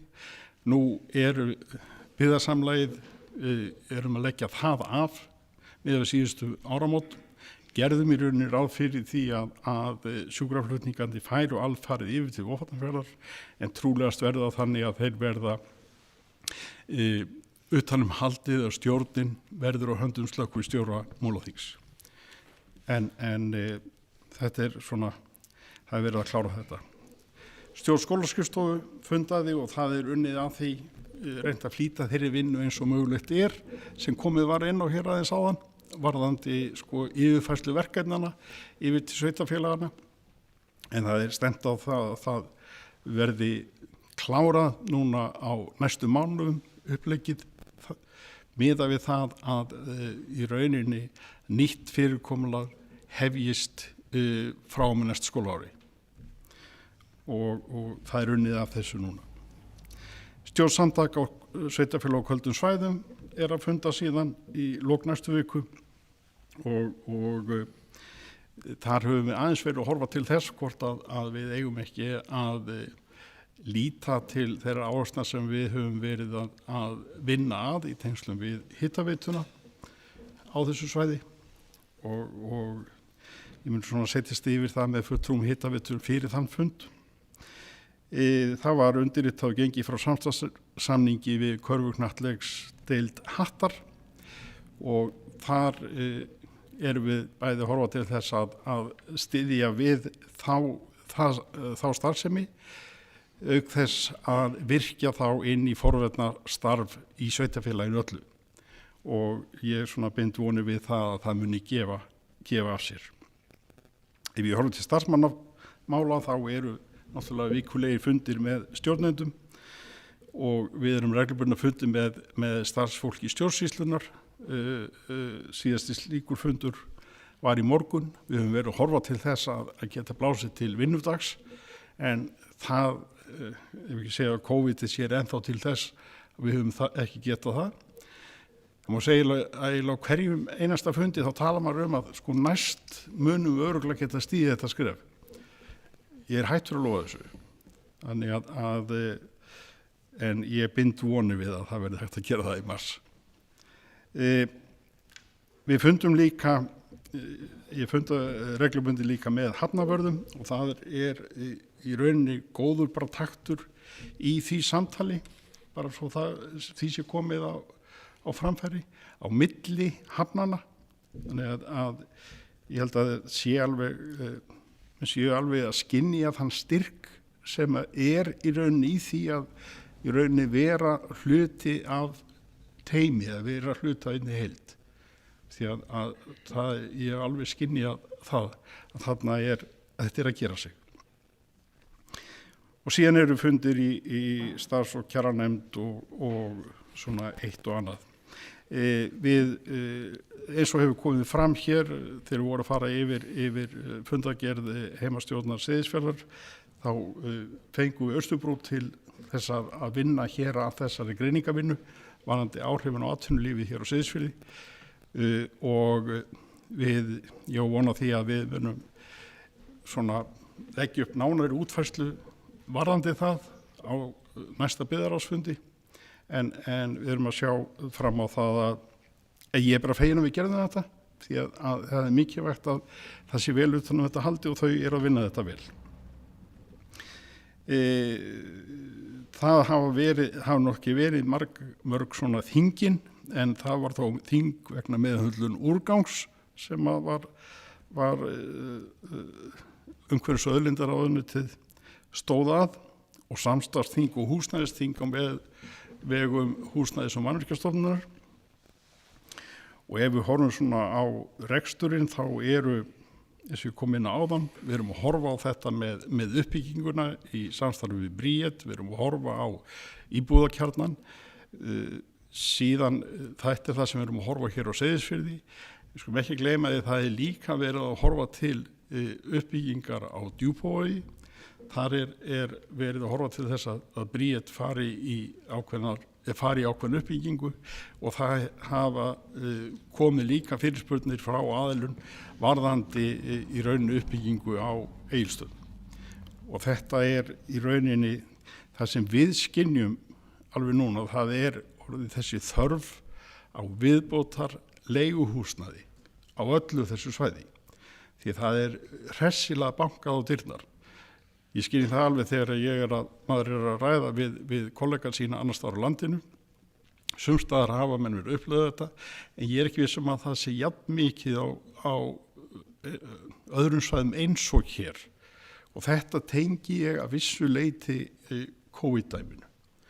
Við erum að finna að fólk er að snúa tilbaka, yngra fólk er bara mjög ákveðið að horfa hingað aftur, og það snýr náttúrulega stórum hluta af atvinnu.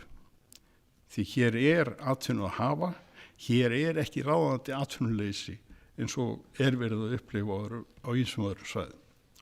Og þessu þurfum við að bregðast við, og meðal annars með því að hér komist upp svona öflugt, ef ekki segja öflugu leigukjarnar. Og það er það sem er virkilega þörf á. Við höfum verið að horfa til, og það hefur verið að skoða svona leiðin varðandi Hafnarhólmann á Borgarfirði, hvaða leiðir eru skynsamlegar varðandi gjaldtökuna þar. Við höfum sett og hefum verið með stjórnendum hitaveitunnar að svona bara klára að nýta saman svona endavarandi bara uppgjörsmálin og yfirfærsluna á veitukerfinu. Og síðan, eins og þið náttúrulega vitið, þá hafa við náttúrulega verið með aukafundi hérna í sveitarstjórninni og vinnufundi í tengslum við málin hér á Seyðisfirði, og þær hafa í rauninni bara gengið mjög vel. Varðandi menningar og menntamálin þá erum við svona að horfa til þess að ég svona bind alveg vonu við það að þetta mál minnismerkis Hans Jónatans verði að veruleika og geti komið til framkvæmda á árinu, en þar þurfum við að stíga inn svona ákveðnar heldur var kannski gert ráð fyrir í upphafi, en ég held að það sé alveg útfærsla sem við eigum að klára.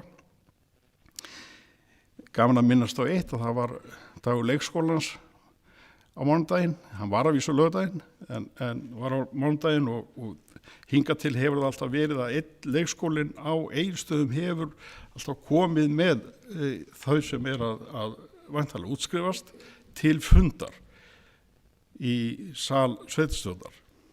Núna var það bara ekki tækt vegna COVID, þannig að í fyrsta skipti í þessi ár sem ég hef starfað þarna, þá fórum við og funduðum í leikskólanum. Og það tekið bara mjög ákveðið niður þar sem menn kom með tillögur hinn og þessi mál sem þarf að laga. Og við höfum að setja þessa fundi, ég og fræðslustjóri, og það voru margar góða tillögur og ég hef örgulega sagt ykkur frá einni tillögun sem kom þegar að það var óskað, það var ekki núna sko, það var fyrir nokkrum árum, það var óskað eftir dýrahúsi á einu leikskólanum og við spurðum þá já, ok, og hvernig dýr? Mýs. Þannig að þetta hlaut engar sérstakar vinsaldir hjá kennurum og varði ekkit úr þessu sko. en það koma ansi góðar hugmyndir. Og síðan eru náttúrulega framkvæmdir í gangi varðandi menningarhúsið og hönnun varðandi sko annars vegar framkvæmdina við sláturhúsið og hins vegar er náttúrulega hönnun farin að fara á stað varðandi safnahúsið. Þannig að það verkefni er bara í fullum gangi. En ég ætla ekki að hafa meira sinni. Takk.